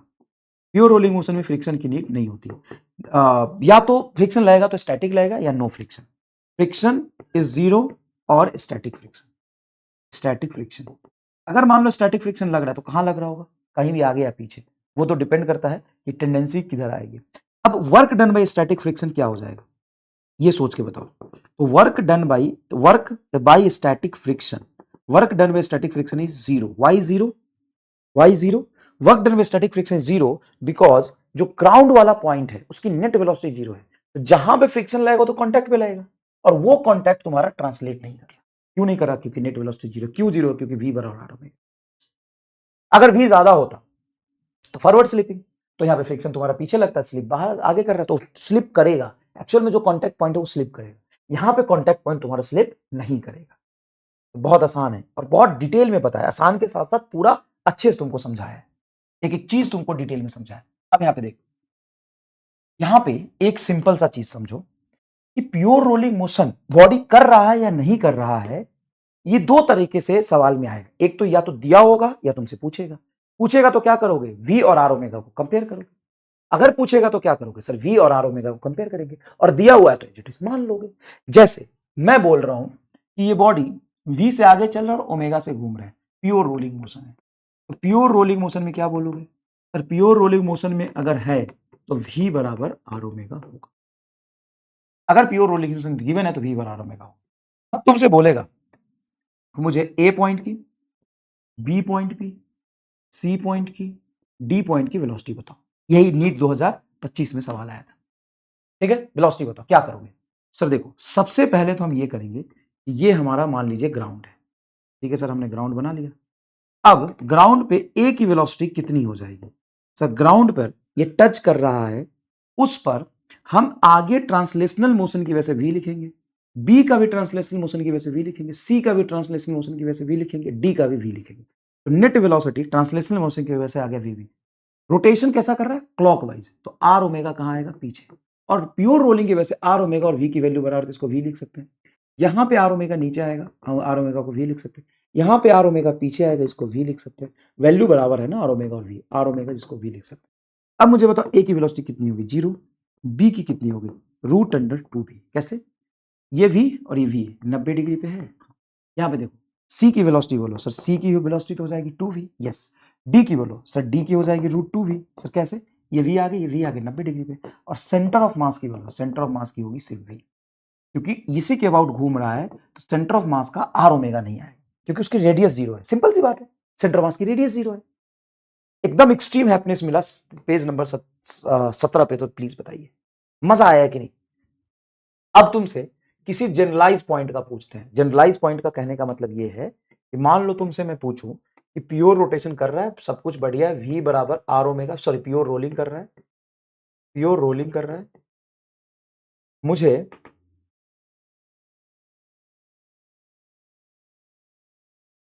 इस पॉइंट की वेलोसिटी बताइए क्या हो, इस पॉइंट टी पॉइंट की, जो वर्टिकल से थीटा एंगल, इस पॉइंट की वेलोसिटी बताओ।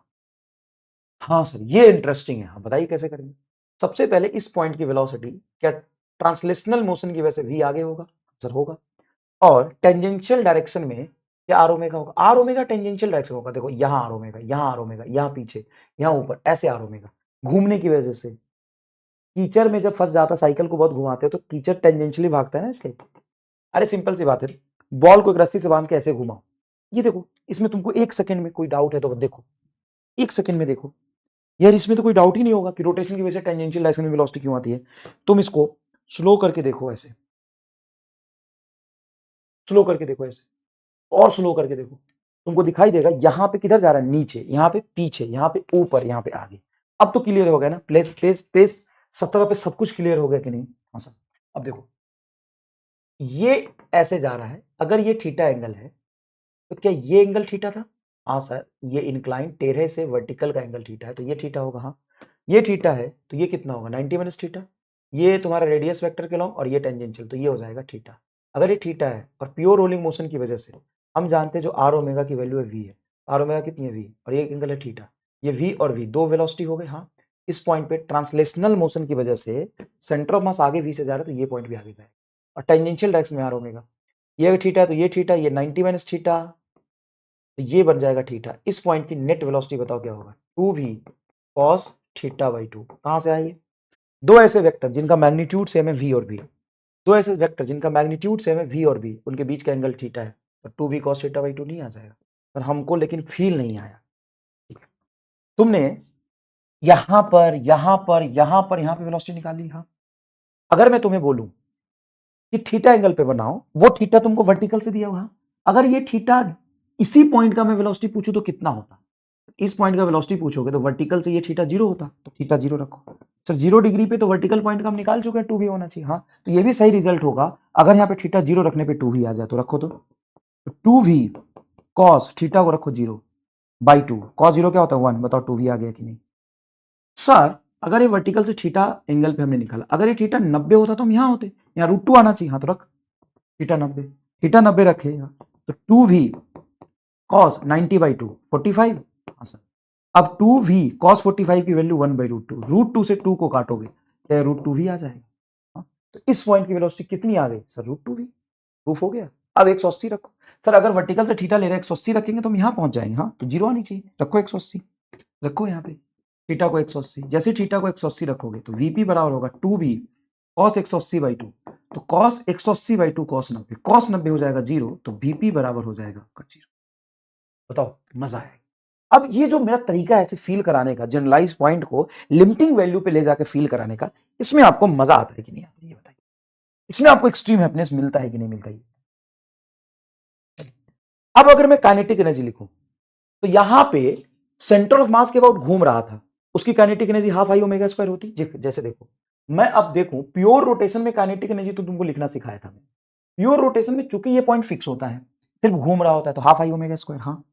अब यहां पे ये घूम भी रहा है और चल भी रहा है, देखो ये घूम भी रहा है और चल भी रहा है, ये देखो ये तुम्हारा क्या कर रहा था, एक मेगा फॉर्म में बताया था ना तुमको अच्छे से, ये देख ये बताओ क्या कर रहा है सर, ये चल रहा है, तो चलने की वजह से इसकी काइनेटिक एनर्जी क्या होती है सर, हाफ mv स्क्वायर, और ये सेंटर ऑफ मास के अबाउट घूम रहा है तो हाफ ICM ओमेगा स्क्वायर।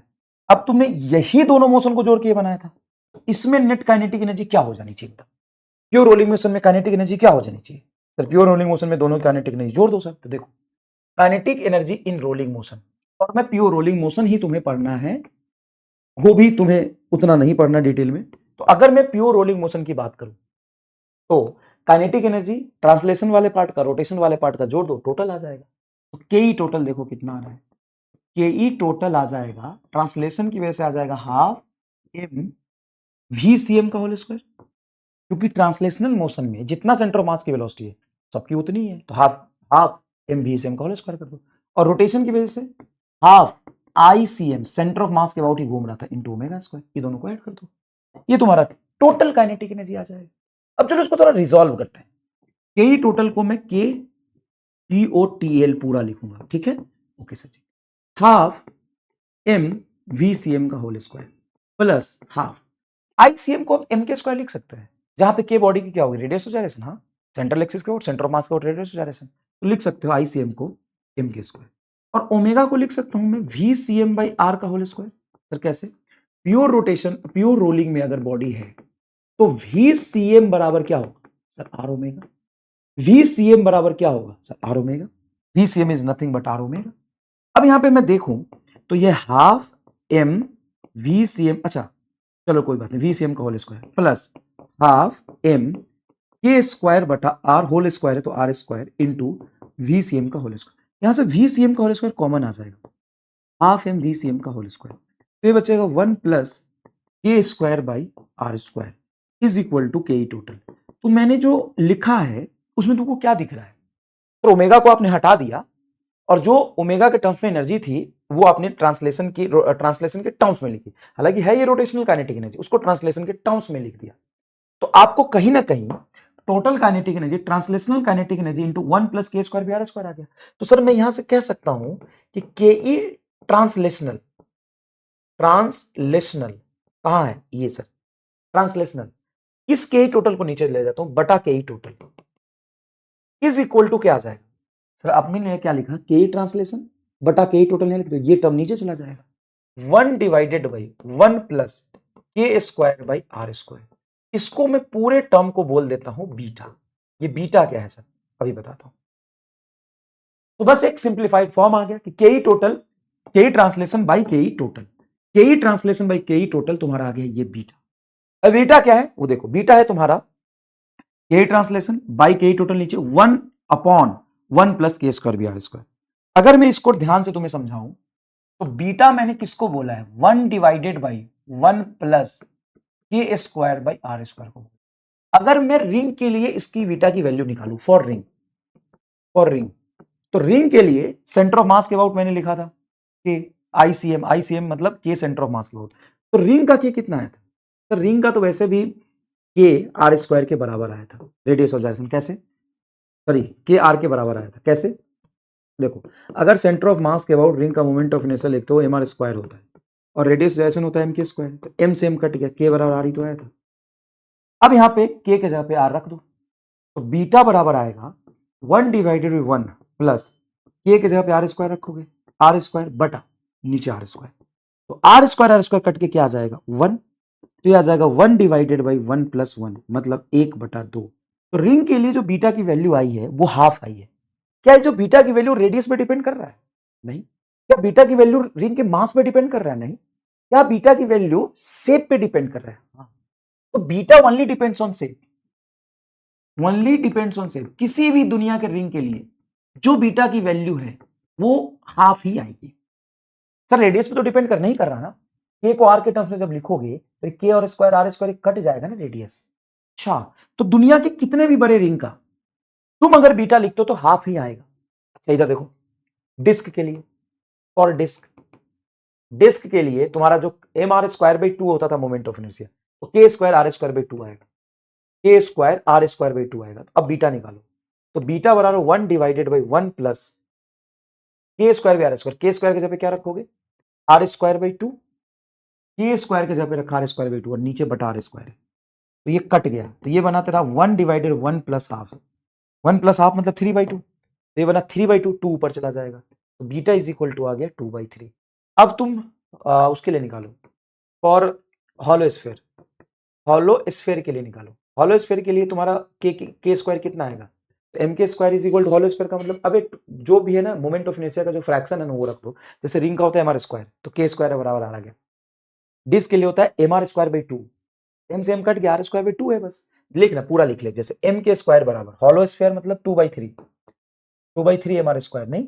हाँ, तो यहां से एम कट गया, तो के स्क्वायर तुम्हारा 2/3 आ गया। अब रख दो बीटा में, तो बीटा इज इक्वल टू आएगा 1 divided by 1 plus K square, मतलब इसको रख दो 2/3 आर स्क्वायर बटा नीचे आर स्क्वायर, तो कट गया। यहाँ एलसीएम लोगे तो नीचे आ गया 3, 3 2 5, 3/5 आ रहा है, 3/5 आ रहा है। ठीक है, अब सॉलिड स्फीयर के लिए निकाल दो। तो सॉलिड स्फीयर का कितना आएगा, सॉलिड स्फीयर का के स्क्वायर आएगा 2/5 आर स्क्वायर। अब रखो beta, beta is equal to 1 divided 1 plus 2/5 R square plus R square हो जाएगा, कट जाएगा R square by R square. तो यहाँ पे लोगे 5 एलसीएम लोगे तो नीचे 5, ये होता है 5 2 7, 5/7 ही आएगा। अब अगर मैं तुमसे बोलूं ये 2/3 आएगा, ये 2/3 है। अब अगर मैं तुम्हें बोलूं कि बीटा का वैल्यू हॉलो सिलेंडर के लिए बोलूं, तो जो रिंग है वही हॉलो सिलेंडर है, जो रिंग है वही हॉलो सिलेंडर है, और जो डिस्क है वो सॉलिड सिलेंडर है। अब दुनिया के हर तरह के ऑब्जेक्ट के लिए मैंने बीटा निकाल दिया। हाँ? और बीटा क्या है, प्योर रोलिंग मोशन में translational kinetic energy by total kinetic energy का रेशियो, यही तो बीटा है। बीटा क्या है, बीटा क्या है बता। चल यहां पे फिर से देख, ये क्या था सर, टोटल काइनेटिक एनर्जी। ये क्या है, ट्रांसलेशन। इसको अगर ट्रांसलेशन बोलता हूं, टोटल को नीचे ले जाता हूं, तो के ई ट्रांसलेशनल काइनेटिक एनर्जी बटा ये के को नीचे ले जाता हूं, तो K E total kinetic energy is equal to 1 plus K, sorry sorry sorry कोई बात, ये तुम्हारा ट्रांसलेशनल, तो के ई ट्रांसलेशनल, के ट्रांसलेशन बटा के E total, K E total is equal to 1 divided by 1 plus K square by R square, yes और no. देखो ये तुम्हारा के ट्रांसलेशन, नीचे रख दिया के टोटल, ये 1 में आ गया, और इसी को हमने बोला था बीटा, इसी को हमने बोला था बीटा। तो ये क्या, प्योर रोलिंग मोशन में, in pure rolling, pure rolling motion में translational kinetic energy by total kinetic energy के रेशियो को बीटा कहते हैं। हाँ सर बीटा कहते हैं। बीटा की वैल्यू मैंने hollow cylinder, ring, disc, hollow sphere और सॉलिड स्फीयर के निकाला। अभी तक तुमको लगा होगा सर क्या पढ़ा रहे हो, बड़ा बोरियत आया होगा, ये मास्टर कहना क्या चाहता है सर, ये मास्टर कहना क्या चाहता है वही पल्ले ही नहीं पड़ रहा है, बुझा ही नहीं रहा मास्टर क्या कहना चाहता है। अब मास्टर जो तुमको बताएगा ना आगे मजा आ जाएगा, यही तक तुमको लोड लेना था। अब लोड सब जीरो। सर जीरो कैसे, सबसे पहले बीटा पे हम देख लेते हैं, बीटा का ऑर्डर वो हाफ है, ये 2/3 है, 3/5 है, ये 5/7। बीटा देख के तुमको अजीब लग रहा होगा, इसे फ्रैक्शन में। अब इसको वो कर दो डिवीजन, मैंने इसको उसमें ले आओ डेसिमल प्लेस में। तो हाफ का मतलब 0.5 और 2/3 मतलब 0.66। 2/3 निकाल, कैलकुलेटर से निकाल के देख ले, 2/3 0.66, 3/5 0.6, और ये हो जाएगा 0.5/7, 7 0.57। अब बीटा का ऑर्डर तू देख अगर, तो सबसे कम रिंग के लिए आए, हाँ कि ना, सर सबसे कम रिंग के लिए, इससे ज्यादा होगा हॉलो स्फीयर, हॉलो स्फीयर का इससे ज्यादा होगा तुम्हारा, 1 मिनट, हाँ 0.6, उससे ज्यादा होगा तुम्हारा डिस्क का, और उससे ज्यादा होगा तुम्हारा सॉलिड स्फीयर का। सॉलिड स्फीयर कैसे, ये है 0.5, ये है 0.6, ये है 0.66, ये है 0.7, या 0.7 5/7 होता है, 0.66 मतलब 2/3, 0.6 मतलब 3/5, और 0.5 मतलब हाफ हो गया।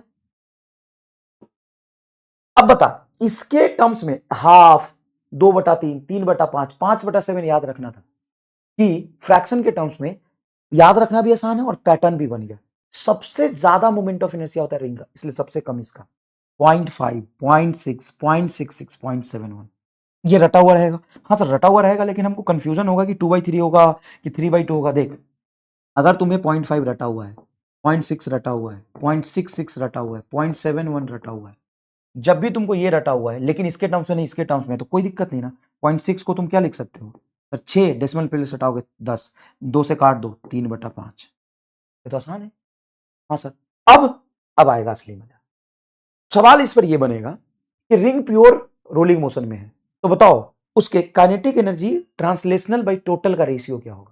Translational kinetic energy total kinetic का रेशियो क्या होगा, बीटा। बीटा मतलब 0.5, 0.6, 0.66, 0.71। तो हॉलो स्फीयर का क्या होगा सर, हॉलो स्फीयर का होता है, अब ये ऑर्डर मत भूल जाना, रिंग फिर हॉलो स्फीयर फिर डिस्क फिर सॉलिड स्फीयर। तो हॉलो स्फीयर का होगा 0.5, 0.6, फिर 0.66, तो डिस्क का 0.6, हॉलो स्फीयर का 0.6 मतलब 3/5, आंसर आ गया। लेकिन सर इसमें अगर ये पूछता काइनेटिक एनर्जी रोटेशन बटा टोटल का रेशियो, तो सर जी तो कैसे करते? तो 1 माइनस बीटा, भाई दो ही तो काइनेटिक एनर्जी, ट्रांसलेशन रोटेशन दोनों जोड़ के 1 आना चाहिए। तो ये अगर बीटा टाइम्स है, ये 1 माइनस बीटा टाइम्स है, 1 माइनस बीटा और बीटा को जोड़ो 1 आ जाएगा। तो सर ये याद रख ले, जस्ट चिल ब्रो, अब आएगा तुमको असली मोक्ष। मैं तुमको बोल रहा हूं जेई मेन के पिछले 5 साल के कम से कम 60-70 सवाल, नीट के कम से कम 30-40 सवाल तुमको करने में मात्र 10 मिनट से 15 मिनट लगेगा, बीटा के कमाल से। यही तो पूछते हैं कि total energy pure rolling motion में बॉडी है, प्योर रोलिंग मोशन में डिस्क है, मान लो प्योर रोलिंग मोशन में डिस्क है, तो उसका translational kinetic energy by total kinetic energy. देखो काइनेटिक एनर्जी ट्रांसलेशन वाला रोटेशन वाला दोनों मिला के टोटल वाला, तो translational by total kinetic energy का रेशियो डिस्क का बताओ 0.66 मतलब 2/3।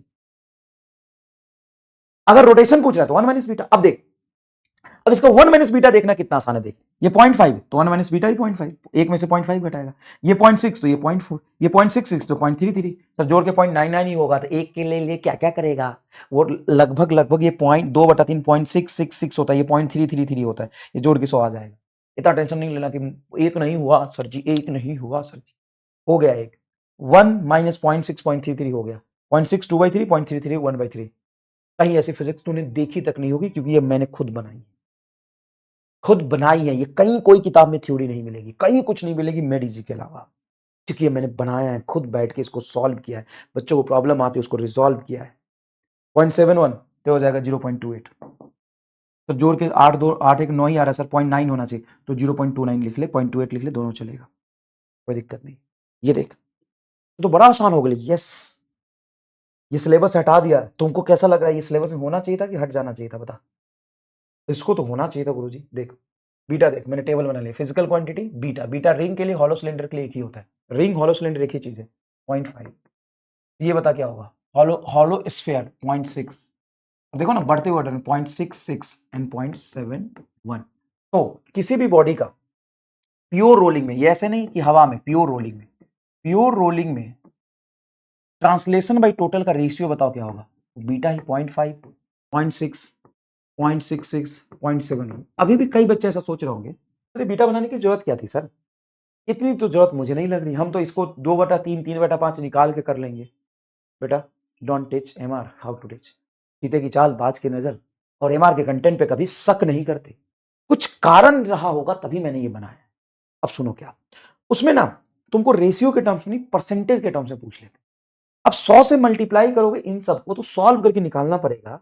और मेरे केस में तुम देखो, अगर तुमसे बोलता है कि बताओ ट्रांसलेशनल काइनेटिक एनर्जी, ट्रांसलेशन मतलब लीनियर काइनेटिक एनर्जी टोटल का कितना परसेंट है, 0.5 को 100 से मल्टीप्लाई करोगे 50%, ये तुम्हारा 0.6 मतलब 60%, 0.66 66% और 0.71 71%। अब तो मान लो मेरी बात कि हमारे स्टार है ओपी, अभी कुछ कमेंट करने के लिए नहीं करूंगा क्योंकि इसमें इतना कुछ पढ़ना है ना, और सब बीटा से तुमको मजा आ जाएगा। अब देख रोटेशन बाई काइनेटिक एनर्जी का total kinetic energy, rotation by total, ये हो जाएगा तेरा 1 माइनस बीटा। अब 1 में से ये बीटा घटा तो 0.5, तो सर ये भी 50% आएगा। हाँ ये बोल 1 में से 0.6 घटाएगा तो 0.4, मतलब सर ये तो 40% आएगा। ये सर 1 में से 0.6 घटा 0.33 मतलब 33% आएगा। ये 0.28 मतलब 28% आएगा। खत्म। बता मजा आया कि नहीं? सर तू गजब ही मजा सा मजा आ गया, ले तो बोला था।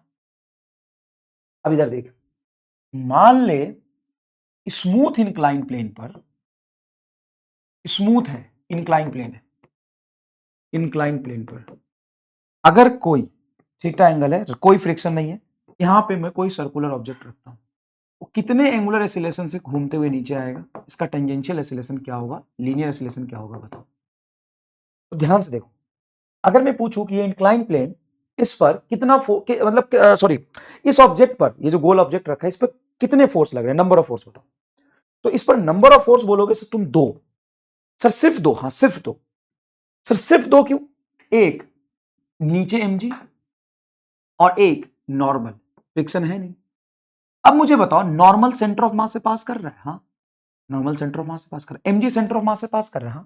तो mg का एक कंपोनेंट इधर आएगा, अगर ये थीटा है तो ये थीटा mg cos थीटा, और mg का एक कंपोनेंट इस तरफ आएगा mg sin थीटा। अब ये जो mg cos थीटा वो तो नॉर्मल से बैलेंस हो जाएगा, हाँ सर नॉर्मल से बैलेंस हो जाएगा, और ये जो mg sin थीटा है इसको ट्रांसलेट करके लाएगा तो फोर्स mg sin थीटा बटा इसका मास m से m कट गया, नेट चलाने वाला फोर्स mg sin थीटा तो बचा, चलाने वाला फोर्स mg sin थीटा नीचे टोटल मास कर दिया तो a बराबर आपका आ जाएगा g sin थीटा। तो सर अल्फा अल्फा होगा 0, क्यों?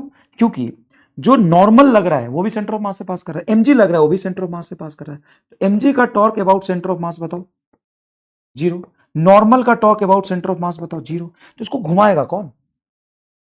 वही घुमाने के लिए है ही नहीं ना, स्मूथ सरफेस है। तो ये स्मूथ सरफेस पर अगर कोई गोल ऑब्जेक्ट रख दे और उसका बोले कि एक्सीलरेशन बताओ तो जी साइन थीटा, तो गोल रखो या चौकोर रखो या टेढ़ा रखो या सिलेंड्रिकल रखो। अच्छा इस पर देखो, तुमसे ना एक सवाल ये भी पूछ सकता है कि एक सिलेंडर, एक सॉलिड स्फीयर, एक हॉलो स्फीयर इंक्लाइन प्लेन पे रखा, नीचे सबसे पहले कौन पहुंचेगा? ऑल मतलब मान लो कि एक हमने रखा सॉलिड स्फीयर, ऐसे बना दिया फोटो, ऐसे बना दिया फोटो, ये इंक्लाइन प्लेन है, ये इंक्लाइन प्लेन है, यहां पे रख दिया हमने सॉलिड स्फीयर, सॉलिड स्फीयर, यहां पे हमने रख दिया रिंग, यहां पे रख दिया हमने हॉलो स्फीयर और इसको छोड़ दिया, और सरफेस है स्मूथ। तो अगर ये स्मूथ सरफेस है तो नीचे पहले कौन पहुंचेगा? All will reach together, all will reach together. अब मान लो रोलिंग मोशन तो वैसे बहुत ज्यादा सिलेबस में है नहीं, मतलब है ही नहीं, तो वो तुमको घुमाने के लिए, हंसाने के लिए ऐसा सवाल बोल दे कि बताओ एक स्मूथ इंक्लाइन प्लेन था, उस पे मैं रिंग और सॉलिड हॉलो स्फीयर सबको रख दिया और छोड़ दिया, बताओ नीचे पहले कौन पहुंचेगा? सारा सेम पहुंचेगा, क्योंकि सब का एक्सीलरेशन सेम होगा जी साइन थीटा। ये घूमेगा ही नहीं। क्यों नहीं घूमेगा? क्योंकि फ्रिक्शन ही नहीं जो इसको घुमा दे। अब है तुम्हारा rolling motion and rough incline plane, rolling motion on rough incline plane, inclined plane, rough inclined plane पे rolling motion. Rough incline plane पे रोलिंग मोशन कैसा होगा? देखो, रफ इंक्लाइन प्लेन मतलब मान लो ये मैंने इंक्लाइन प्लेन लिया, ये मैंने इंक्लाइन प्लेन लिया, ये एंगल ऑफ इंक्लिनेशन है थीटा, यहां पे मैंने इस पर फ्रिक्शन दे दिया कुछ म्यू। अब ये रफ है, अब ये ऑब्जेक्ट को मैंने रख दिया, अब इस पर 3 फोर्स लगेगा, एक mg का कंपोनेंट इधर mg sin थीटा, नॉर्मल इधर, फ्रिक्शन इधर, क्योंकि mg इसको नीचे की mg sin थीटा नीचे खींचेगा तो फ्रिक्शन ऊपर लग के रोकेगा, रफ सरफेस है, और इधर तुम्हारा mg cos थीटा, अभी भी mg cos थीटा नॉर्मल बराबर होगा। अब यहां पर ये ट्रांसलेशनल मोशन के लिए तुम रखोगे तो ट्रांसलेशनल मोशन का एक इक्वेशन आएगा, mg sin थीटा नीचे खींचेगा और फ्रिक्शन इसको रोकेगा बराबर ma along incline plane. Along incline plane चाहे तुम कैसा भी बॉडी रखो, नीचे mg sin थीटा ऊपर फ्रिक्शन, अरे तुम नॉर्मल बॉडी भी रखो तो भी तो यही इक्वेशन लिखते हो कि नीचे वाला फोर्स इंक्लाइन प्लेन के अलोंग नीचे mg sin थीटा ही तो आता है, mg sin थीटा ऊपर friction, mg sin theta minus friction बराबर ma। ओके सर जी। अब इस पर टॉर्क लगाओगे अगर सेंटर ऑफ मास के अबाउट, तो सेंटर ऑफ मास के अबाउट टॉर्क जो होगा वो आई अल्फा लिखोगे। टॉर्क लगा कौन रहा है सर? वही तो नहीं पता कौन लगा रहा है सर जी। देखो, सेंटर ऑफ मास से mg sin थीटा पास कर रहा है, क्या ये टॉर्क लगा पाएगा? नहीं, नॉर्मल सेंटर ऑफ मास से पास कर रहा है, लेकिन फ्रिक्शन सेंटर ऑफ मास से पास नहीं कर रहा, सेंटर ऑफ मास यहाँ, फ्रिक्शन सरफेस पर लग रहा है, ये तुम्हारा 90 डिग्री का एंगल है, तो टॉर्क लगाएगा फ्रिक्शन इंटू आर बराबर, आई को लिख सकते हो एम के स्क्वायर, हाँ आई को लिख सकते हैं सेंटर ऑफ मास का M K square into alpha. अब ध्यान से देखना, फ्रिक्शन को रहने दो, आर को नीचे लाओ, एम के स्क्वायर बटा आर, अल्फा को ए बटा आर लिख सकते हैं सर, ए बराबर R alpha pure rolling motion condition होती है, बी बराबर आर ओमेगा, ए बराबर आर अल्फा, तो हम ये यहां पे रख देंगे, फ्रिक्शन बराबर आ जाएगा एम के स्क्वायर बटा आर स्क्वायर इंटू ए। हाँ सर आ गया, कोई दिक्कत नहीं। अब फ्रिक्शन की वैल्यू तुम यहां पे रख दो, या रखो ना, ये इक्वेशन 2 है, यहां रख दो, नीचे रख दो, फ्रिक्शन बराबर क्या है? एम के स्क्वायर बटा आर स्क्वायर इंटू ए, इन दोनों इक्वेशन को जोड़ दो। ट्रांसलेशन इक्वेशन लिखा था, रोटेशन का लिख दिया, हालांकि इसकी कोई जरूरत नहीं, इसलिए मैं थोड़ा जल्दी बता रहा हूं, ठीक है, इसकी कोई जरूरत नहीं पड़ेगी, थोड़ा थोड़ा देख लो बस ऊपर से। अब देखो, दोनों को जोड़ोगे फ्रिक्शन से फ्रिक्शन कट गया, यहाँ पे क्या बचा?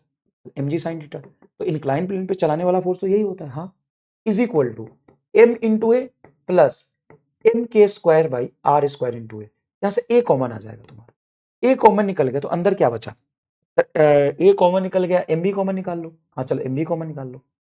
तो यहां से एम इंटू ए कॉमन निकल गया तो अंदर बचा 1 प्लस ए में बाहर चला गया K square by R square is equal to M G sine theta. पूरा ड्राइव करके करा रहा हूं, एक बार बस फील ले लो, देख लो, आंसर देख तुम सरप्राइज हो जाओगे। एम से एम कट गया तो ए बराबर जी साइन थीटा, हाँ सर ये पहले भी आया था, बटा 1 plus K square by R square. क्या तुमने इसको कहीं देखा है? हाँ ये बीटा है, 1 upon 1 plus K square by R square beta है, तो beta into G sine theta, that's it. तो प्योर स्मूथ सरफेस हो, मतलब 100% स्मूथ सरफेस हो, तो स्मूथ सरफेस पर वो स्लिप करता हुआ है, स्मूथ सरफेस पर वो स्लिप करता हुआ आएगा, उसकी एसिलेशन होगी जी साइन थीटा, वो रोटेट नहीं करेगा, प्योर रोलिंग मोशन नहीं करेगा, सबकी एसिलेशन जी साइन थीटा होगी, और यहां पे होगी beta into G sine theta, और बीटा सबका तुम जानते हो, यही बस तुमको सिखाना है। फ्रिक्शन की वैल्यू कितनी लगती है? सर फ्रिक्शन की वैल्यू अगर मान लो रोलिंग मोशन नहीं, लॉज ऑफ मोशन फ्रिक्शन कितना लगता था?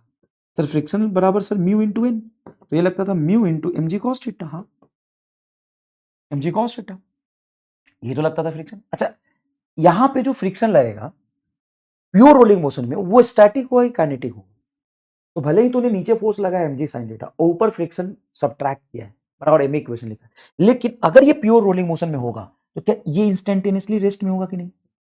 ये पॉइंट जब तक इंस्टेंटेनियसली रेस्ट नहीं होता, इंस्टेंटेनियसली रेस्ट का मतलब है किसी इंस्टेंट पे जब वो कांटेक्ट में ना तब वो रेस्ट पे है, बस अंदर मत घुसो, इतना नहीं है सिलेबस में, नहीं तो मैं बहुत आराम से और पढ़ाता, बस समझ लो कि इंस्टेंटेनियसली रेस्ट में।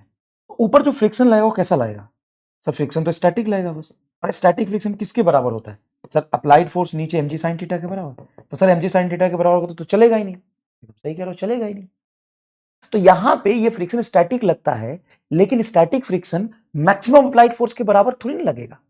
सुनो, ये लॉज ऑफ मोशन में तूने पढ़ा था कि नीचे वाला फोर्स mg sin थीटा के बराबर मैक्सिमम स्टैटिक फ्रिक्शन लगेगा, लेकिन स्टैटिक फ्रिक्शन क्या होता है? सेल्फ एडजस्टेबल, ये तो याद कर, स्टैटिक फ्रिक्शन क्या होता है? Self adjustable. हाँ सर जी, लेकिन यहाँ पे क्या क्या समझाया आपने, सब भूल जाए, आई एम सॉरी, सब भूल जाए, ये मत बोलना कि क्या समझाया, कुछ नहीं, कुछ नहीं समझाया, कुछ नहीं।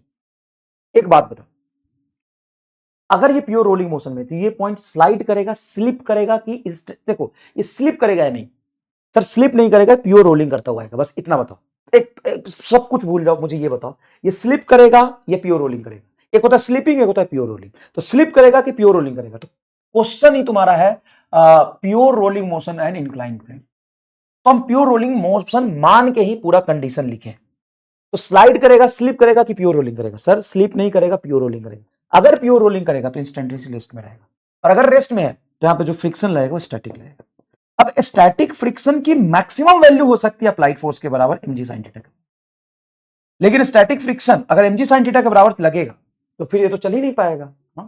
तो यहां पे फ्रिक्शन लगता है स्टैटिक है, लेकिन स्टैटिक फ्रिक्शन की वैल्यू 0 से मैक्सिमम के बीच में कुछ भी हो सकती है, वो सेल्फ एडजस्टेबल होता है। हाँ सर, तो कितना लगता है? सुन के मजा आ जाएगा, तुम अफसोस करोगे साला ये सवाल आ जाए, आता क्यों नहीं है। देख इस पर रिसर्च किया हुआ है मैंने बहुत पेशेंटली, डेरिवेशन के बाद आता है, पता है क्या? mg sin theta into 1 minus beta, अलग अलग ऑब्जेक्ट के लिए अलग अलग आएगा ये स्टैटिक फ्रिक्शन। तो सिर्फ mg sin theta into 1 minus beta, और बीटा में पता है 1 माइनस बीटा ही पता है, तो निकल गया। तो गर्दा उड़ा दिया सर आपने, यही तो बात है, यही तो बात है। इधर देख, बता बता, इधर बता, प्योर रोलिंग मोशन में ट्रांसलेशन बाई टोटल मतलब linear by total beta, rotation by total, rotation by total 1 minus beta. अच्छा इसमें ये भी पूछ सकता है ट्रांसलेशन बाई रोटेशन, तो ट्रांसलेशन बाई रोटेशन कैसे आएगा? सर इसी को डिवाइड कर दो, बटा टोटल कट गया, ऊपर ट्रांसलेशन नीचे रोटेशन, मतलब ये आ जाएगा बीटा बटा 1 माइनस बीटा। सर बहुत आसान है, रिंग के लिए 0.5 1 माइनस 0.5 1 टू 1:1, मतलब जब रिंग प्योर रोटेशन में होता है या हॉलो स्फीयर प्योर रोटेशन में होता है तो उसमें translation and rotational kinetic energy 1:1 होता है। ये देख 0.6.4 बीटा इंटू 1 माइनस बीटा 0.4, तो ये हो जाएगा 6/4 मतलब 3/2। देख बेटा 0.66 0.33 0.66 एंड 0.33, 2 से कैंसिल कर, 3 से कैंसिल कर, अरे सिंपल है, 2:1, 33 दूना 66, खत्म। ये 0.71 बटा 0.28, तो ये तुम्हारा आ जाएगा 0.71 5/7, 5/7, और ये तुम्हारा है 5/7 -1 1 माइनस बीटा मतलब 5/7, यही तो रेशियो है। यहाँ से निकाल देना 5/7, 7 एलसीएम लेगा, 7 में से 5 जाएगा 2/7, 5/2 आएगा, 5/2। ऐसे वैसे भी देखिएगा, और इसको तुम डिवाइड करो तो 14 दूना 28 और 14 पचे 70, लगभग लगभग तो मैच कर ही गया ना, 70 71 28, 14 पचे 70, 14 दूना 28 लेकर आ गया 5/2। ठीक है, अब देख ये एक्सेलरेशन ऑन इंक्लाइन प्लेन, लेकिन वो इंक्लाइन प्लेन कैसा होना चाहिए, रफ। एक्सेलरेशन होता है G sine theta into beta. तो अगर रिंग है तो रिंग का एक्सेलरेशन बोल sir, G sine theta into beta की वैल्यू सर 1/2 मतलब 0.5, ये आंसर आ गया। एक्सेलरेशन बराबर G sine theta into beta, beta की वैल्यू इसका बता, होल स्क्वायर का 0.6 मतलब 3/5।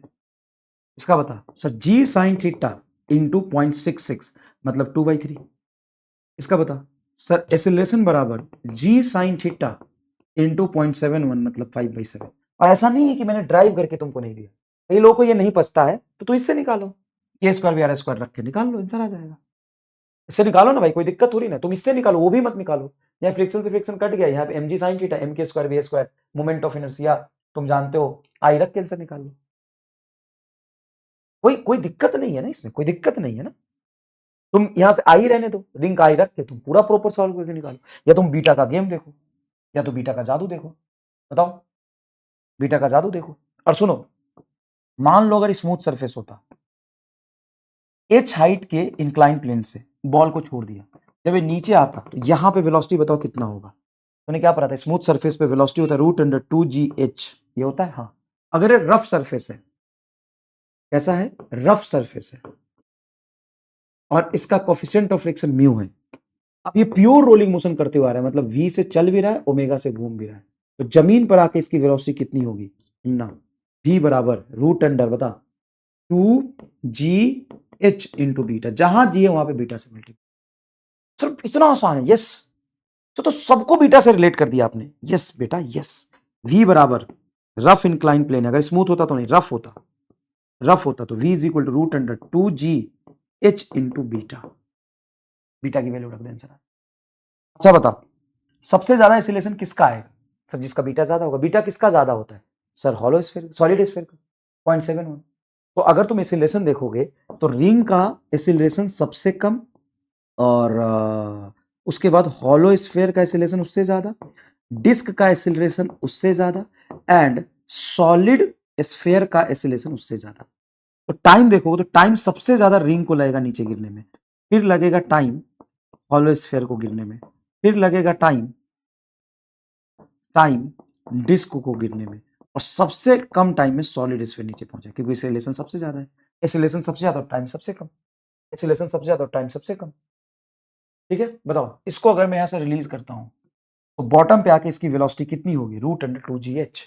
यहां से मैं रिलीज करता हूं ω0 और v0, बॉटम पे आके अगर रफ सरफेस है, प्योर रोलिंग मोशन करता रहे तो इतना होगा। अब इसका दूसरा केस भी देखो मजेदार, अगर मान लो एक बॉल को मैं v वेलोसिटी से फेंक देता हूं और स्मूथ सरफेस है, तो बताओ कितने हाइट तक ये जाएगा, भाई सीओएम कंजर्व कर दो। अभी बताओ इसकी यहां पे मान लो मैं पोटेंशियल एनर्जी मान लेता हूं 0, तो बोलो kinetic sir, half mv², roughness है नहीं, फ्रिक्शन है नहीं, प्लस पोटेंशियल 0 बराबर, मान लो यहाँ पे मैक्सिमम हाइट तक गया है, उसकी काइनेटिक 0 हो गई, kinetic 0 plus potential energy mgh, तो हाइट कितनी हो जाएगा, हाइट हो जाएगा आपका, मास से मास कट गया, v²/2g। हाँ सर ये तो आता है, मैक्सिमम हाइट v²/2g तक जाएगा।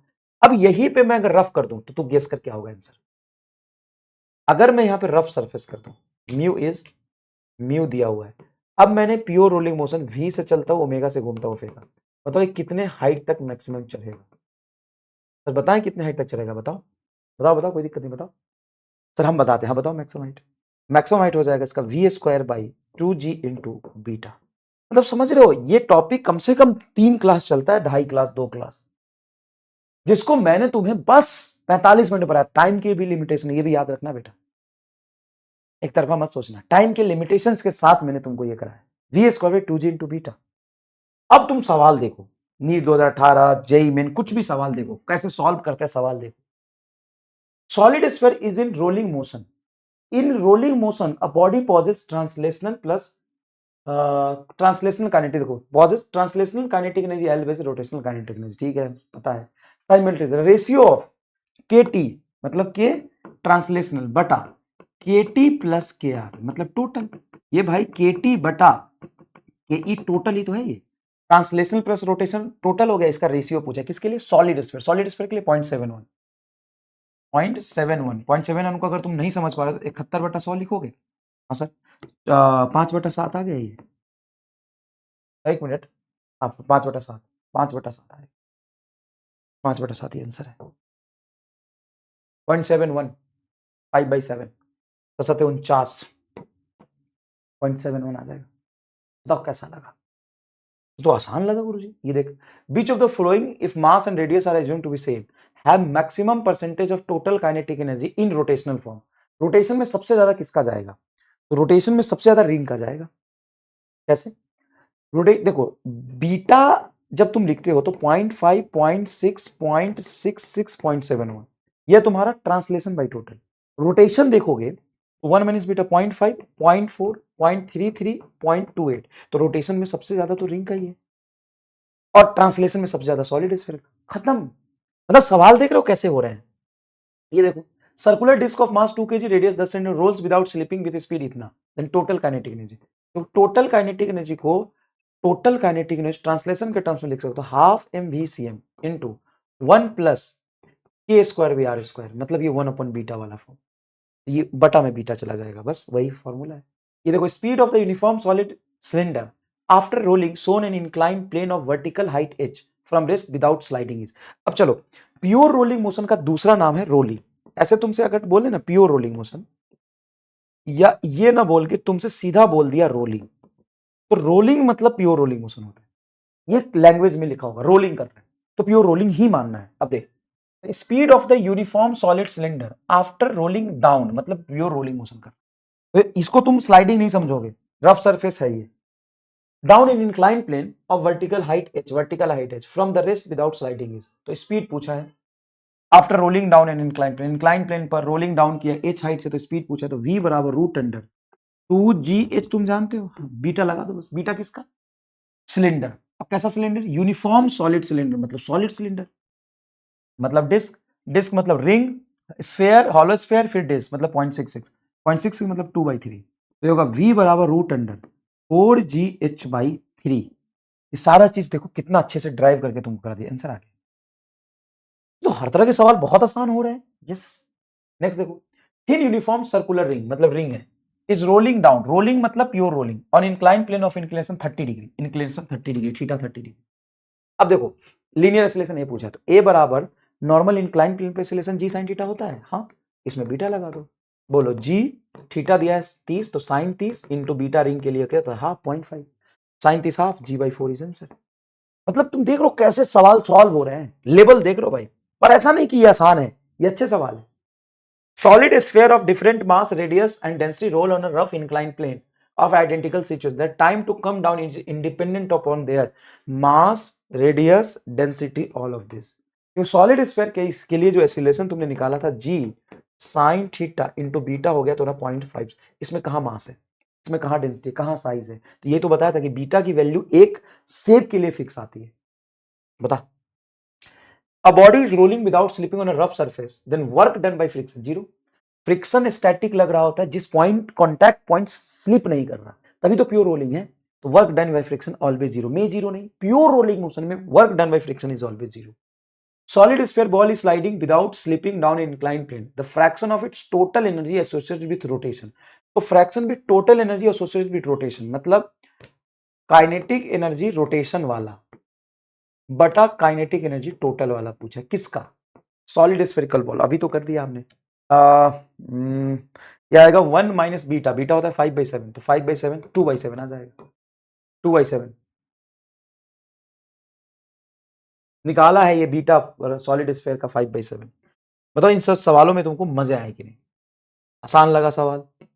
ये इंक्लाइन प्लेन में 30 degree solid sphere, solid sphere है 30 डिग्री है, तो क्या पूछा है, एक्सीलरेशन पूछा है, लीनियर एक्सीलरेशन पूछा है। तुम कितने सेकंड में इसको कर पाओगे ये बताओ, बताओ कितने सेकंड में। तो 30 डिग्री है तो जी साइन 30 मतलब हाफ, और उधर 5/7 और हाफ, तो 5/14, 5/14 कितने सेकंड में तुम कर पाओगे ये बताओ। ठीक है, अब हम नेक्स्ट क्लास में एंगुलर मोमेंटम समझेंगे। Angular momentum and conservation of angular momentum को इस तरीके से पढ़ाऊंगा कि मैक्स मैं तुमके नीट के 15 साल के पीवाईक्यू सिर्फ तुमको मैं 1 घंटे में सब समझा के ले जाऊंगा। 1 घंटे से सवा घंटे चल, सेफर साइड के लिए मैं अगर तो स्लो भी पढ़ाऊंगा तो 1.5 घंटे मैक्सिमम। ठीक है, तो धन्यवाद। मुझे उम्मीद है कि आपको सीखने को मिला होगा, बहुत मजा आया होगा। नेक्स्ट क्लास में मिलते हैं। Thank you so much.